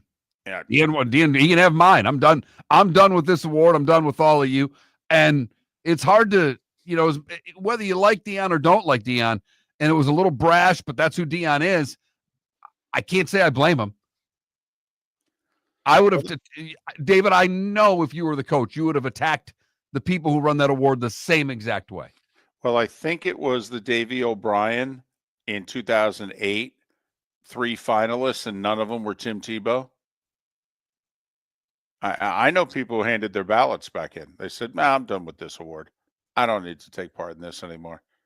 All 3 quarterbacks came from the then Big 12.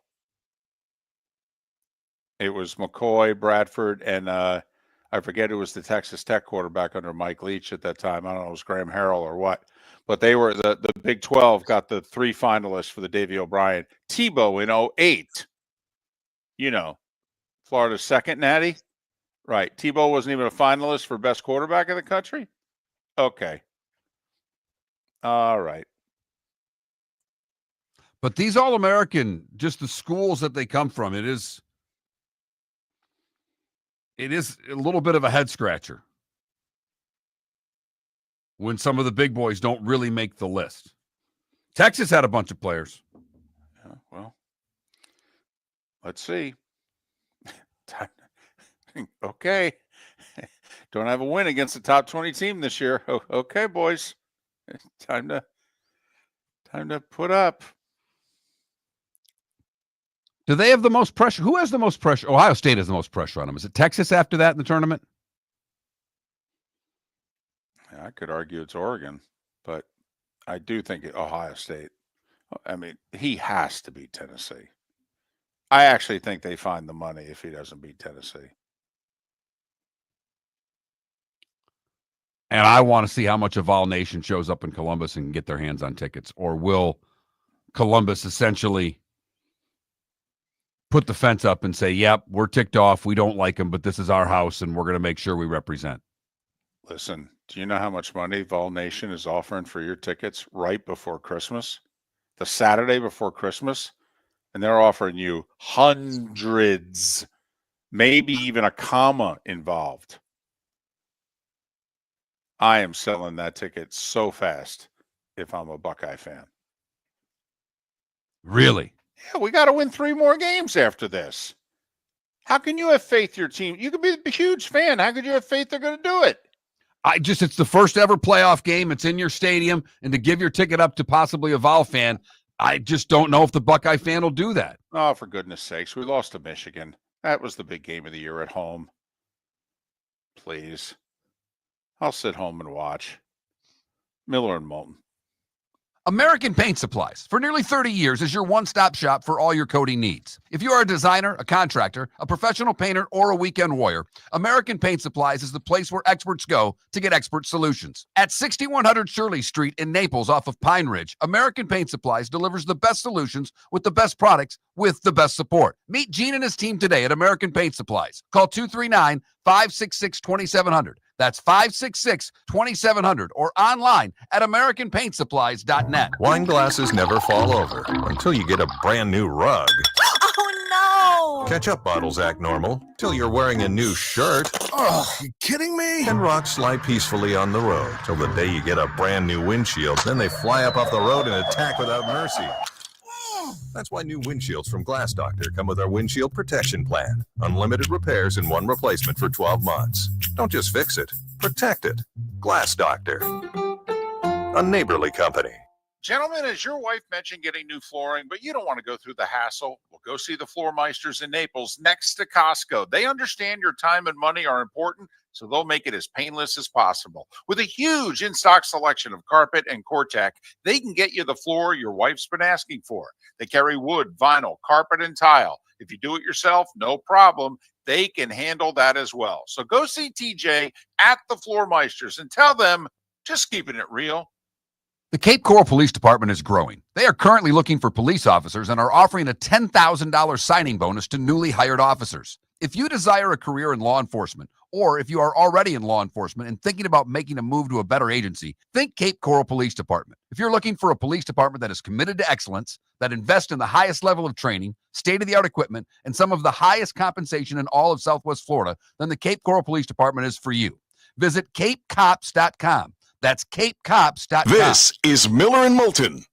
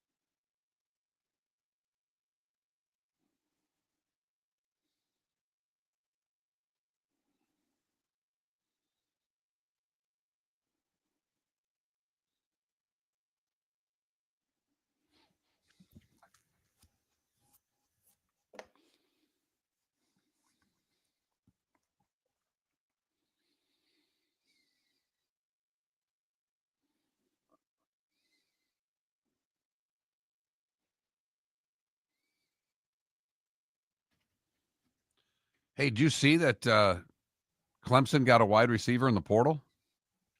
Really? Yeah. Good for him. Yep.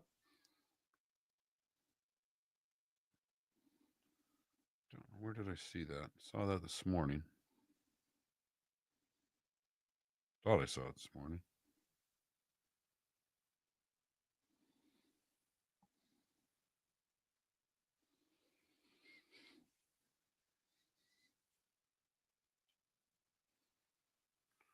Must have saw it on X this morning.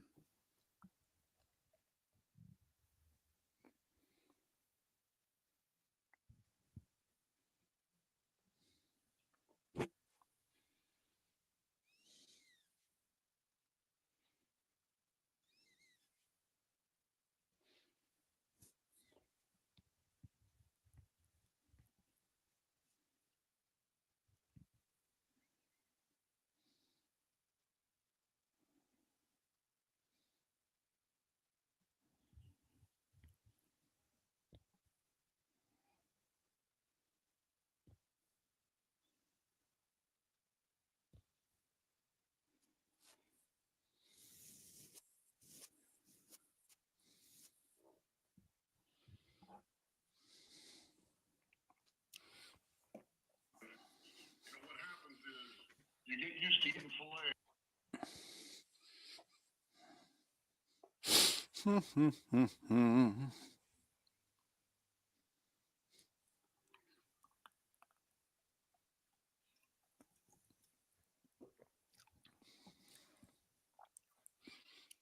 If Tennessee wins a night game in Columbus, they will tear that town up.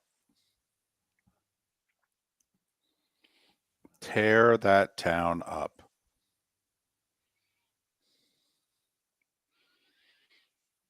Yeah. Irish football I did see.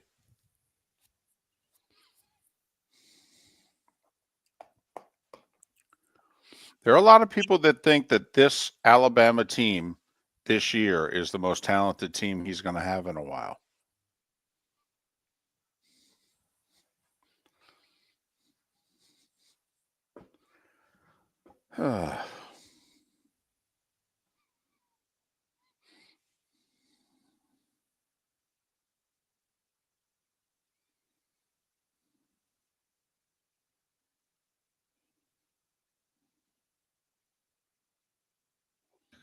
Dan Campbell did his morning hit on the ticket in Detroit, managed to drop 2 F-bombs in 90 seconds on air.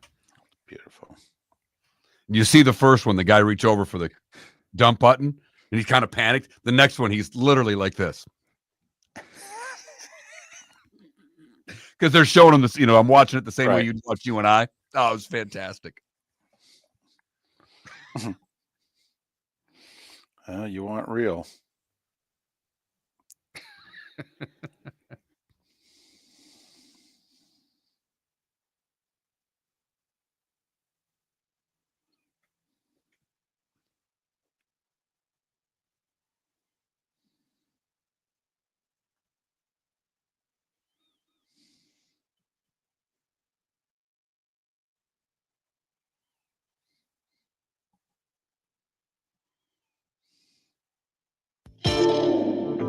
Welcome to the bonus hour, brought to you by Jason and Todd at the Diamond District.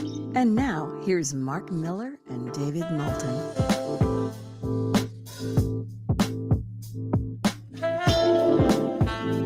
21 minutes past the hour. The home stretch of Miller and Moulton, the Diamond District bonus hour. Thanks for being with us. Todd and Jason with another sale this weekend. If you're in need of what it is they're selling, that's the place to go. The Diamond District. Good, bad, and ugly. What's on tap? Today was the day one. Coming up in a little more than 15 minutes time. You can win Christmas like I did last year at the Diamond District. That's all I'm saying. I don't even have to go back. I can go back. I love going back, but I don't have to go back this year because I outperformed Christmas a year ago. I know. I remember chastising you a little bit, saying you don't have to. And you said, yeah, I do. I'm like, no, you don't. You're good. He goes, I don't want to be good. I want to win. So it's pathetic that I look at Christmas as a win and a loss. Well, you've been married more than 10 years. I mean, a lot of things become a win or a loss when you've been married long term. I think it's just that how I calculate everything in wins and losses. Doing sports this long, everything's a win or a loss, David. How was that electric bill last month? Well, it was a loss. Well, I've been losing in poll questions, but As of now, I'm voting for the overwhelming number one answer. I think the Eagles are going to win out. I don't think the Lions and Vikings will win out, either one. And so because of it, I think Philly's going to end up the 1 seed in the NFC. That's our poll question. Philly, Minnesota, Detroit. Who's going to end up the 1? Currently, 59% of you think it's going to be the Eagles. Who wins the North, David? Minnesota or Detroit? Detroit. I think Green Bay is going to get the Vikings. Packers do have to prove something to themselves. And I'm being serious. I believe they're 0-3 against the Lions and Vikings. I mean, they're going to have to play one or both in the playoffs. I mean, they're doing really well beating up on the teams that are pretty good or below. But if you want to, make a dent in the playoffs, you're going to have to beat the very good teams. They haven't proven they can do that yet. So they got one more shot in the regular season. And it's in Minnesota. It's not going to be easy. But, I mean, the Vikings are at Seattle, home for the Packers at Detroit. I mean, let me tell you, if they win out, they deserve the 1. You're damn right they do. Maybe getting a little break with Seattle. We don't know the health of Geno for this week. But Seattle coming off a horrendous loss. You got to think they're going to play better than they did after just getting pounded by Green Bay. And then, as you mentioned, they play the Packers in Detroit. And I understand it's on the road, and, Green Bay historically hasn't done all that well in Minnesota, even with their great teams. But Green Bay's got to prove something to themselves. Otherwise, they will enter the NFC playoffs, Mark, as the 6th seed with a heavyweight record, but they will be no better than a light heavyweight. And they may actually be more like a middleweight. Well, I would take Tampa at home against Green Bay right now. Tampa's done much better against playoff qualifiers than have the Packers. I mean, think about it. Tampa's beaten Philadelphia. They've beaten Washington. They've beaten Detroit.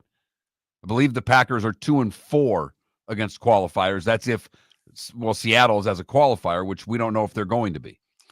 Yeah, technically, I don't even know. Seattle is not in the playoffs as of today. The Rams have the division in a tiebreaker with Seattle as of today. So Green Bay's record then is whatever it is against playoff qualifiers. But Tampa's done a pretty good job, and Tampa looks as if, despite losing Godwin earlier, as if the team, like Minnesota, they're peaking at the right time. The Bucs are playing their best football right now. That win against the Chargers was very impressive. I mean, if I'm Green Bay, because I'm going to have to play nothing but road games. So I understand it's not going to be easy on December 29th or whenever it is to go into Minneapolis and beat the Vikings. But I got to get something accomplished here in the final month of the season. Beating the Saints at home, that ain't going to do anything for me. But if I'm Green Bay, because it's going to be very difficult for Green Bay to move out of the 6 hole. I mean, because their division record's not. They're going to lose all tiebreakers. They got swept by Detroit. Even if they beat the Vikings division record's going to be better. So Green Bay is pretty locked into 3rd place. I mean, unless Minnesota or Detroit were to lose out, Green Bay could be a 13-win 3rd place team and a 6 seed, playing nothing but road games. Now, Jordan Love played pretty well on the road last year in the playoffs. But I just think they got to prove to themselves that we're ready to take that next step. And I think you go into Minnesota, you beat the Vikings, you look around the room and you go, yeah, we can beat anybody. Especially, that's where timing's everything. Beating Minnesota the second to last week of the season can do a lot. We talked about confidence earlier in the show today, David. Well, that's how you build confidence, winning with a couple weeks left and beating a really good football team. And then also you can rest some guys for the final week. I mean, you're done with the Lions, you're done with the Vikings. I don't even know who Green Bay plays week 18, but the Bears. Okay. I mean, if you're Green Bay, you can just get ready for the playoffs. We beat the Vikings. We're ready to go. We're the 6th seed. We're locked in. We're ready to go. Now, maybe Minnesota loses to Seattle, and then you beat the Vikings, and you're tied with them with 12 wins, and you're thinking Minnesota's going to Detroit. Maybe we can move up. We could be the 5. And then maybe you don't rest your guys and you play. But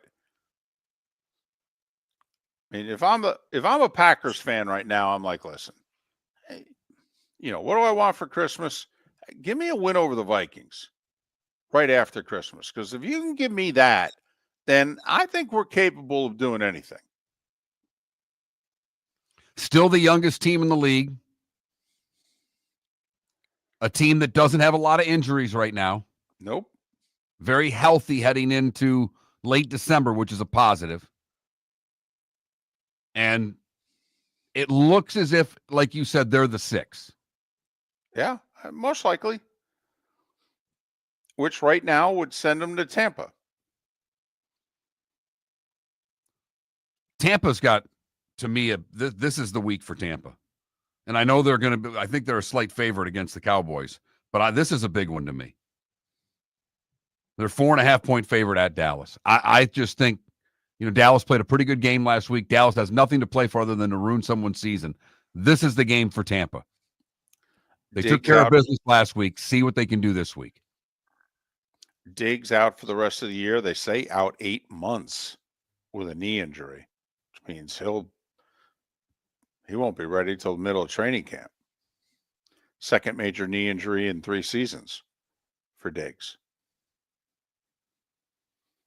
And I know Cooper Rush played much better last week. They played Carolina. Who's been playing better the past month? They have, but I know they're still a poor team. I get it. But this is the game where I look at Tampa and just don't screw up. Go to Dallas and win. I hear you. What are the Cowboys? 1 for the season? At home? Yeah, 1 yes. win. I don't know why this is the game on the Bucs schedule that scares me, though. Huh. Interesting. So that's a pretty solid road favorite. 4.5-point favorite on the road. Then they get the Panthers and the Saints at home after that. The division's theirs if they get this week. But they've got to get Dallas. And that's the game that it's worried me for a couple of... As soon as they beat the Chargers, I went, okay, now back-to-back, doing it on the road. That's difficult in the NFL. You sound a lot like the folks who were really worried about the Canes going to Syracuse and that they had that game circled for a few weeks. And I was one of them. Herb Street had that game circled for a couple months. Miller and Moulton. Good, bad, and ugly. What's on tap? Today was the day when. Some final thoughts, a pick or two. We have a bowl game tonight? Yeah, Miller and Moulton. Started our show 18 years ago and have been fired 3 times. But Miller and Moulton have never lived on the edge like we are now. We have our best morning ratings ever and are steadily adding affiliates. Yet, we only have a few sponsors, and if that doesn't change, we cannot continue. But if you want to advertise on Miller and Moulton, reach out to one of us directly by texting sponsor to 21,000 or by contacting me on X at @MarkMiller or David at @TheDavidMoulton. You can save Miller and Moulton and make your business some serious money by texting 21,000 now. Whether you're chasing peak performance, reigniting intimacy, or simply want to feel your best, Game Day Men's Health creates customized game plans to optimize your health. Call 239-427-3441 for our Bonita Springs and Naples location to set up your free testosterone test and consultation. Mention Miller Moulton Radio Show for 10% off your service. Find your maximum self with Game Day Men's Health, Bonita Springs and Naples, Florida. Call 239-427-3441 today. The world-famous cigar bar started as a neighborhood place in downtown Fort Myers, and now it's a brand, a destination, with 4 locations. The original place, Henry Street, Fort Myers, Gulf Coast Town Center, on Southeast 47th Terrace off the Cape Coral Parkway, and the Lounge on West 1st Street in Fort Myers. A place to go, whether you just need a relaxing drink and a smoke after a tough day at work, or a place to go celebrate. From relaxation to celebration, the world-famous cigar bar. Do you have a sleep problem but don't want to wear a CPAP mask? This is Mark Miller for Sleep Treatment Direct. The mask wasn't working for me, and I didn't think I had an alternative. I do. We all do. They have such simple alternatives with greater success than the mask. Visit sleeptreatmentdirect.com. That's sleeptreatmentdirect.com. And if you are like me and your CPAP machine isn't working for you, it's time for a change. Call 239-444-1741. That's 239-444-1741. Sleep Treatment Direct. Sleep safe and sound. This is Miller and Moulton.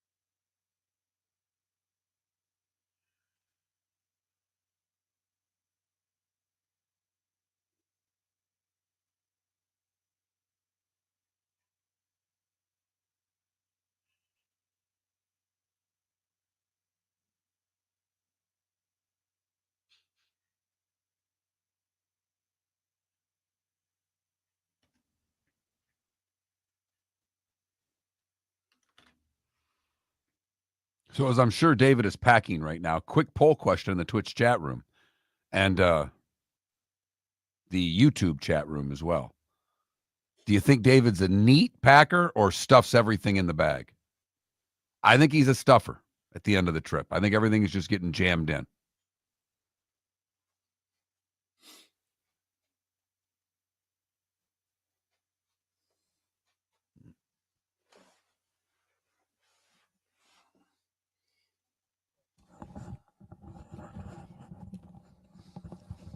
David, hold off on your answer because I'm still accepting answers in the Twitch and YouTube chat room right now. Okay. But I'm guessing you were packing as you were up there getting ready to go. And my question to the audience was, is David Moulton a neat packer on the way home, or is he a stuffer, jamming everything in there and just going? I say you're a stuffer. Okay. Let me know when you want me to answer. Well, I've not gotten a lot of answers, so I think they're answering at home. Go ahead and give me your answer. I'm a neat packer. You're a neat packer. I would have not guessed that. No. I am as well. The only way to get everything in. Deadstroke called it the upset of the century.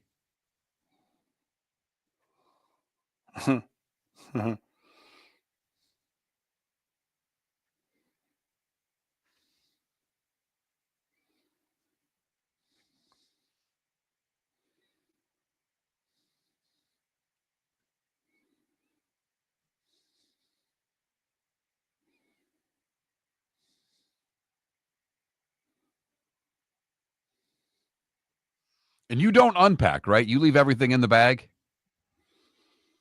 Yeah. Mm-hmm. Yeah, I throw the dirty stuff on the floor. Right. And then I pack the dirty stuff on the bottom, put the clean stuff on top. Yep.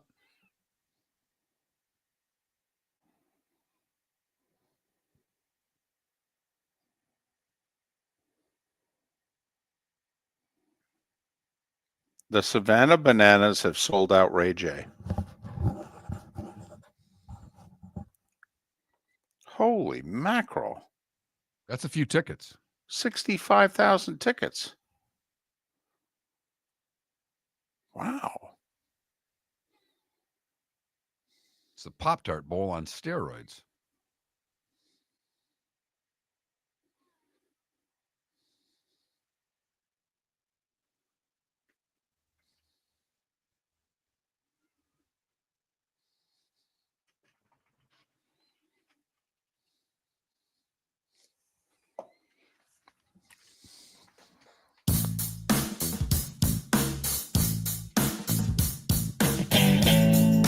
Welcome back to Miller and Moulton. Text the guys what's in your mind at 21,000. That's 21000. And now, here's David Moulton. 22 minutes till the top of the hour, 16 till we're done yapping. Miller and Moulton, millerandmoulton.com, Miller_Moulton on X, Diamond District bonus hour. So, you know my obsession with Halls of Fame? Yes, we all do. So there's a broadcasting Hall of Fame. And there's a sports broadcasting Hall of Fame, and that's specifically the one that I want to talk about. To me, when I tell you that these two are being inducted into the Sports Broadcasting Hall of Fame, you tell me to what degree your reaction is, wait, it took them this long? Hubie Brown. Okay. I mean, 40 years been Right. broadcasting in the NBA. Mm-hmm. And the late Chris Mortensen. I mean, Mortensen is to NFL broadcasting what Gammons was to baseball.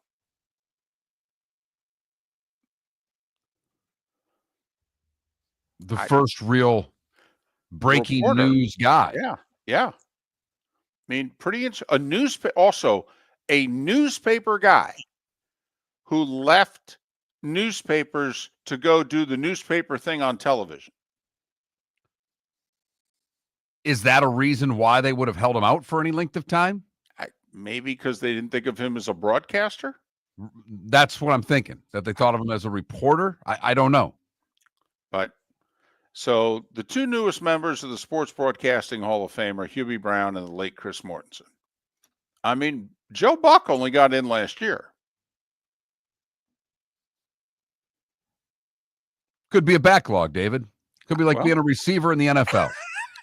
You saying we're dealing with the Chris Carter, Andre Reed, yes, Tim Brown backlog?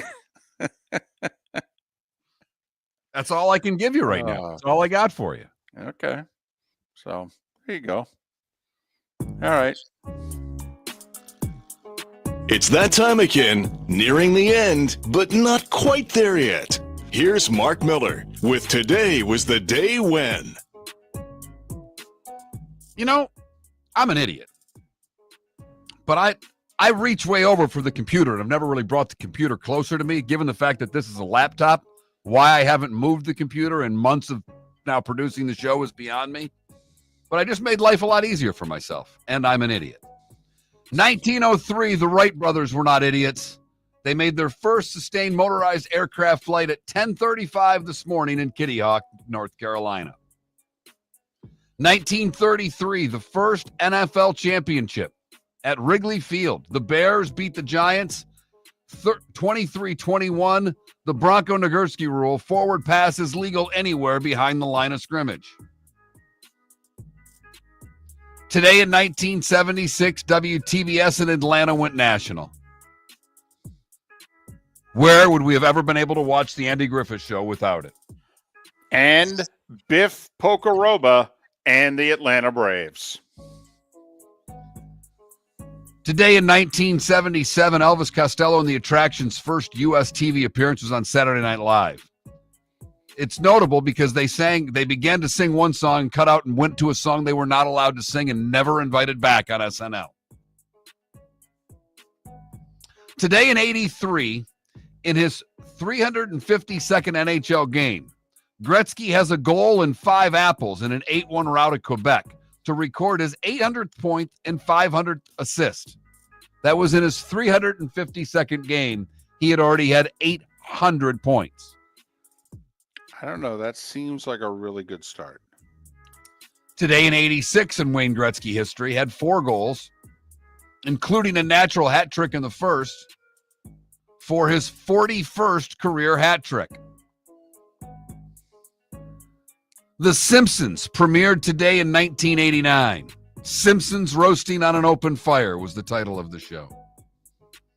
Today in 91, the NBA's most lopsided game.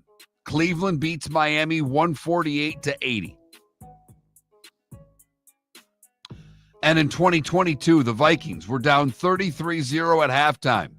They would come back and beat the Colts 39-36 in overtime, the biggest comeback in NFL history. Jeff Saturday. You remember Jeff Saturday as the interim head coach of the Colts? That was the highlight right there. Pope Francis is 88. Eugene Levy is 78. Paul Rogers from Bad Company is 75. Hockey coach Ken Hitchcock is 73. Michelle Tafoya is 60. And Manny Pacquiao is 46. What did I miss, David? Yeah, we got to. First off, today was the Orville and Wilbur Wright. Yeah, that's how we started. Oh, I missed 1903. Kitty Hawk. I thought, obviously, I missed that. Huh. You were reading. I was. I'm looking up first issue of Vogue, published today in 1892. Does that mean you will Vogue later? Would you Vogue at the Mark. airport today for us? I will Vogue anywhere. Unabashedly. Okay, I will Vogue anywhere. Would have loved to have seen you sing Vogue in karaoke. I'll do it. Well, when it was at its height. I mean, you in a newsroom, busting out at 11:30, going to the local watering hole, and breaking into some Vogue would have been something else. Totally. Hey, you should have saw people in suites and a few people in the booth last night when Vanilla Ice did Ice Ice Baby, and all of a sudden people come running to the front. Okay. Oh, yeah. People who in the suites are hanging in the back. Like there was a suite next to us, obviously if you got the suite next to where we are on the 50-yard line and, low row of suites, I mean, you're doing pretty well and then what have you. Yeah, the women who were with their men, they had no interest in the Bears and the Vikings. Vanilla Ice starts performing Ice Ice Baby, ran to the front of the suites, start dancing. Oh, yeah. You want to get people going? Vogue. Make as much fun of it as you want. I'll take Ice Ice Baby over Vogue any day. That's fine. I'll stop, collaborate, and listen. I'm just telling you right now. It was on this day in 91 that Boris Yeltsin announced that the Soviet Union will cease to exist by New Year's. And 2003, the final Lord of the Rings movie opened. I mean, I was going to go back to, the revolution. You know me. I want to give France credit. France was there when we needed them.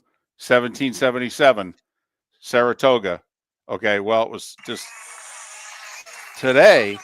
God, I don't know. Why does this thing keep making noise? It's the only thing I can't get to keep quiet. Golly, my phone doesn't even make noise when I get a text. This history of the world thing always makes noise. Anyway, France recognized us today in 1777. That was big.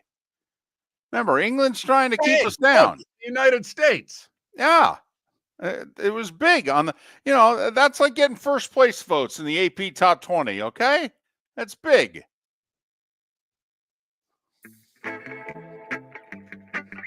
Time to see life a little bit differently.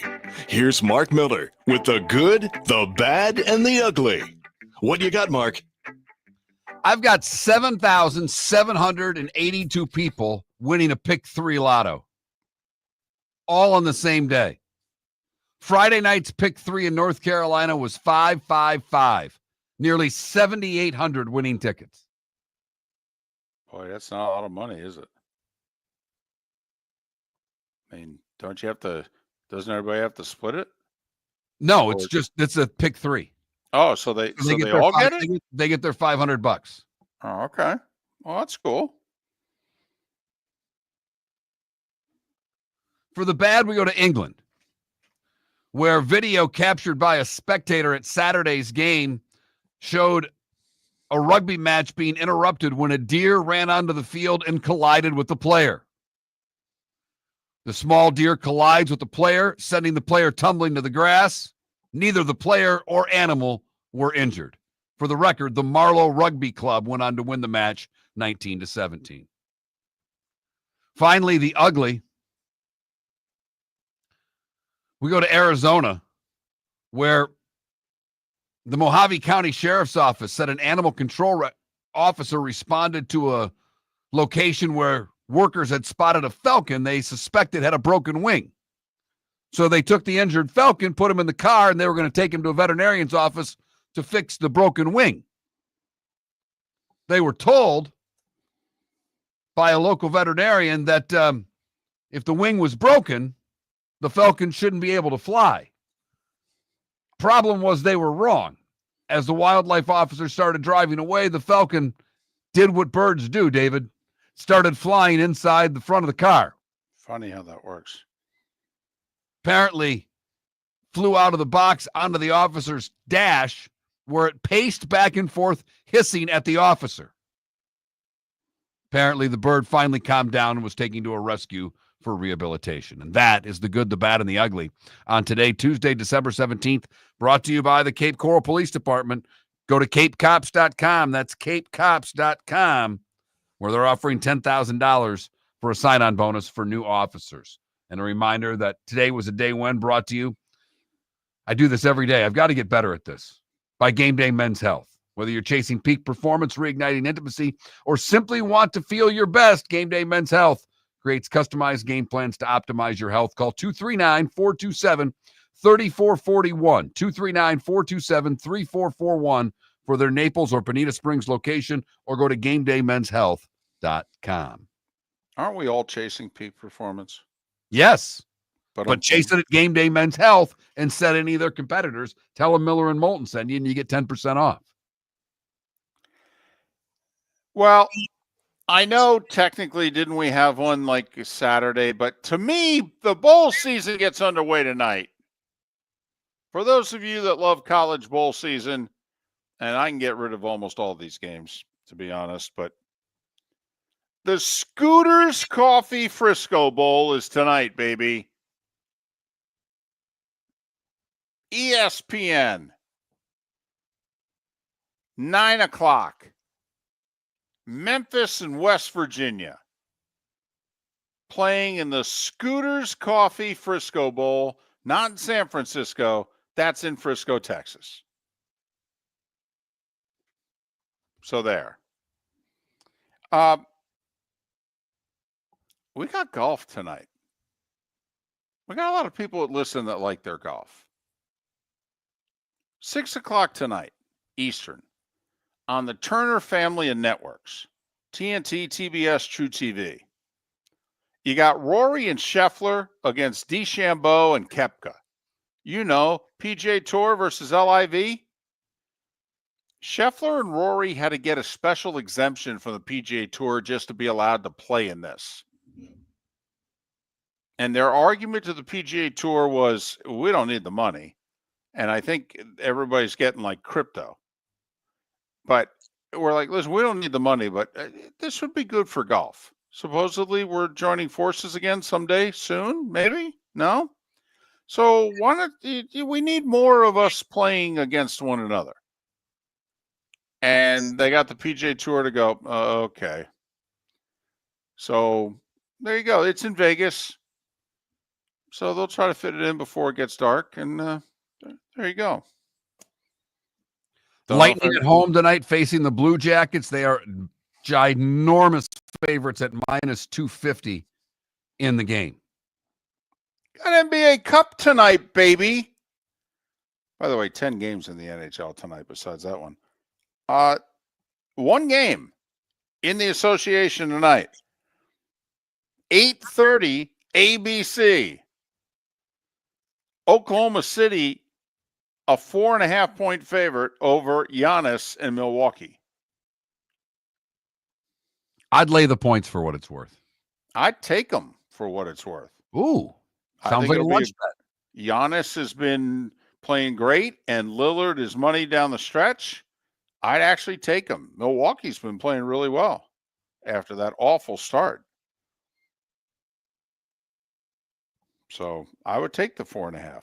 It's All in right. Vegas, so it's a neutral field. College hoop tonight. Tell you what, do we learn a little something about the Gators tonight? The unbeaten Gators are headed to Charlotte to play North Carolina.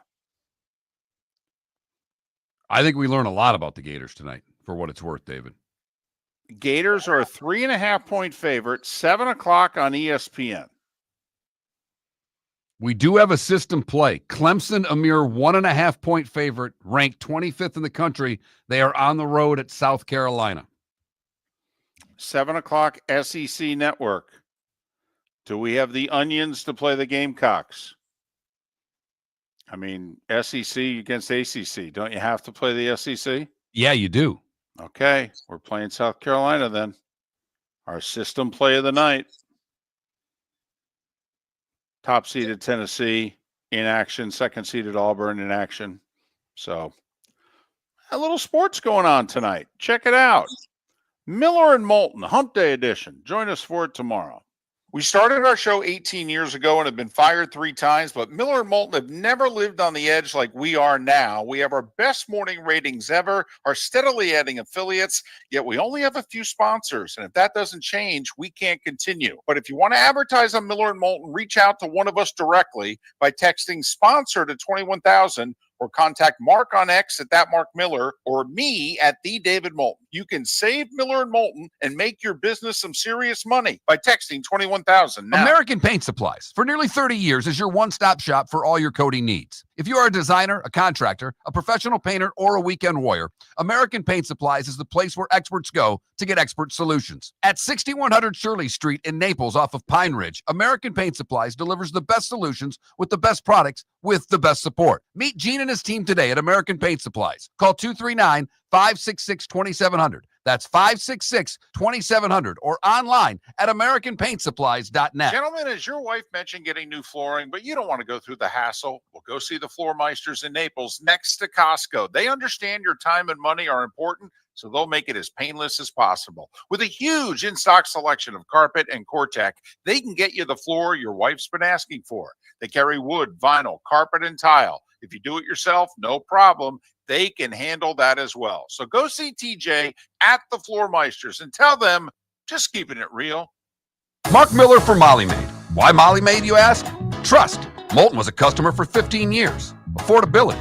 Didn't I just say Moulton was a customer for 15 years? Worry-free services. Our professional house cleaners are fully insured and a 24-hour warranty. Call Molly Maids today at 239-774-5839. That's 239-774-5839 or online at mollymaid.com/FTMYERS. That's mollymaid.com/FTMYERS. Visit Jason and Todd at the Diamond District. For 22 years, Jason and Todd at the Diamond District have been making Christmas merry and bright, and this year is no exception. Discover the best values on diamond stud earrings and diamond bracelets at 23% off, and more deals on diamond fashion jewelry, pre-owned Rolex watches, and exotic gemstone jewelry, along with estate jewelry. Jason and Todd will take up to 50% off. Santa's GPS points to one jewelry store, the Diamond District. The Cape Coral Police Department is growing. They are currently looking for police officers and are offering a $10,000 signing bonus to newly hired officers. If you desire a career in law enforcement,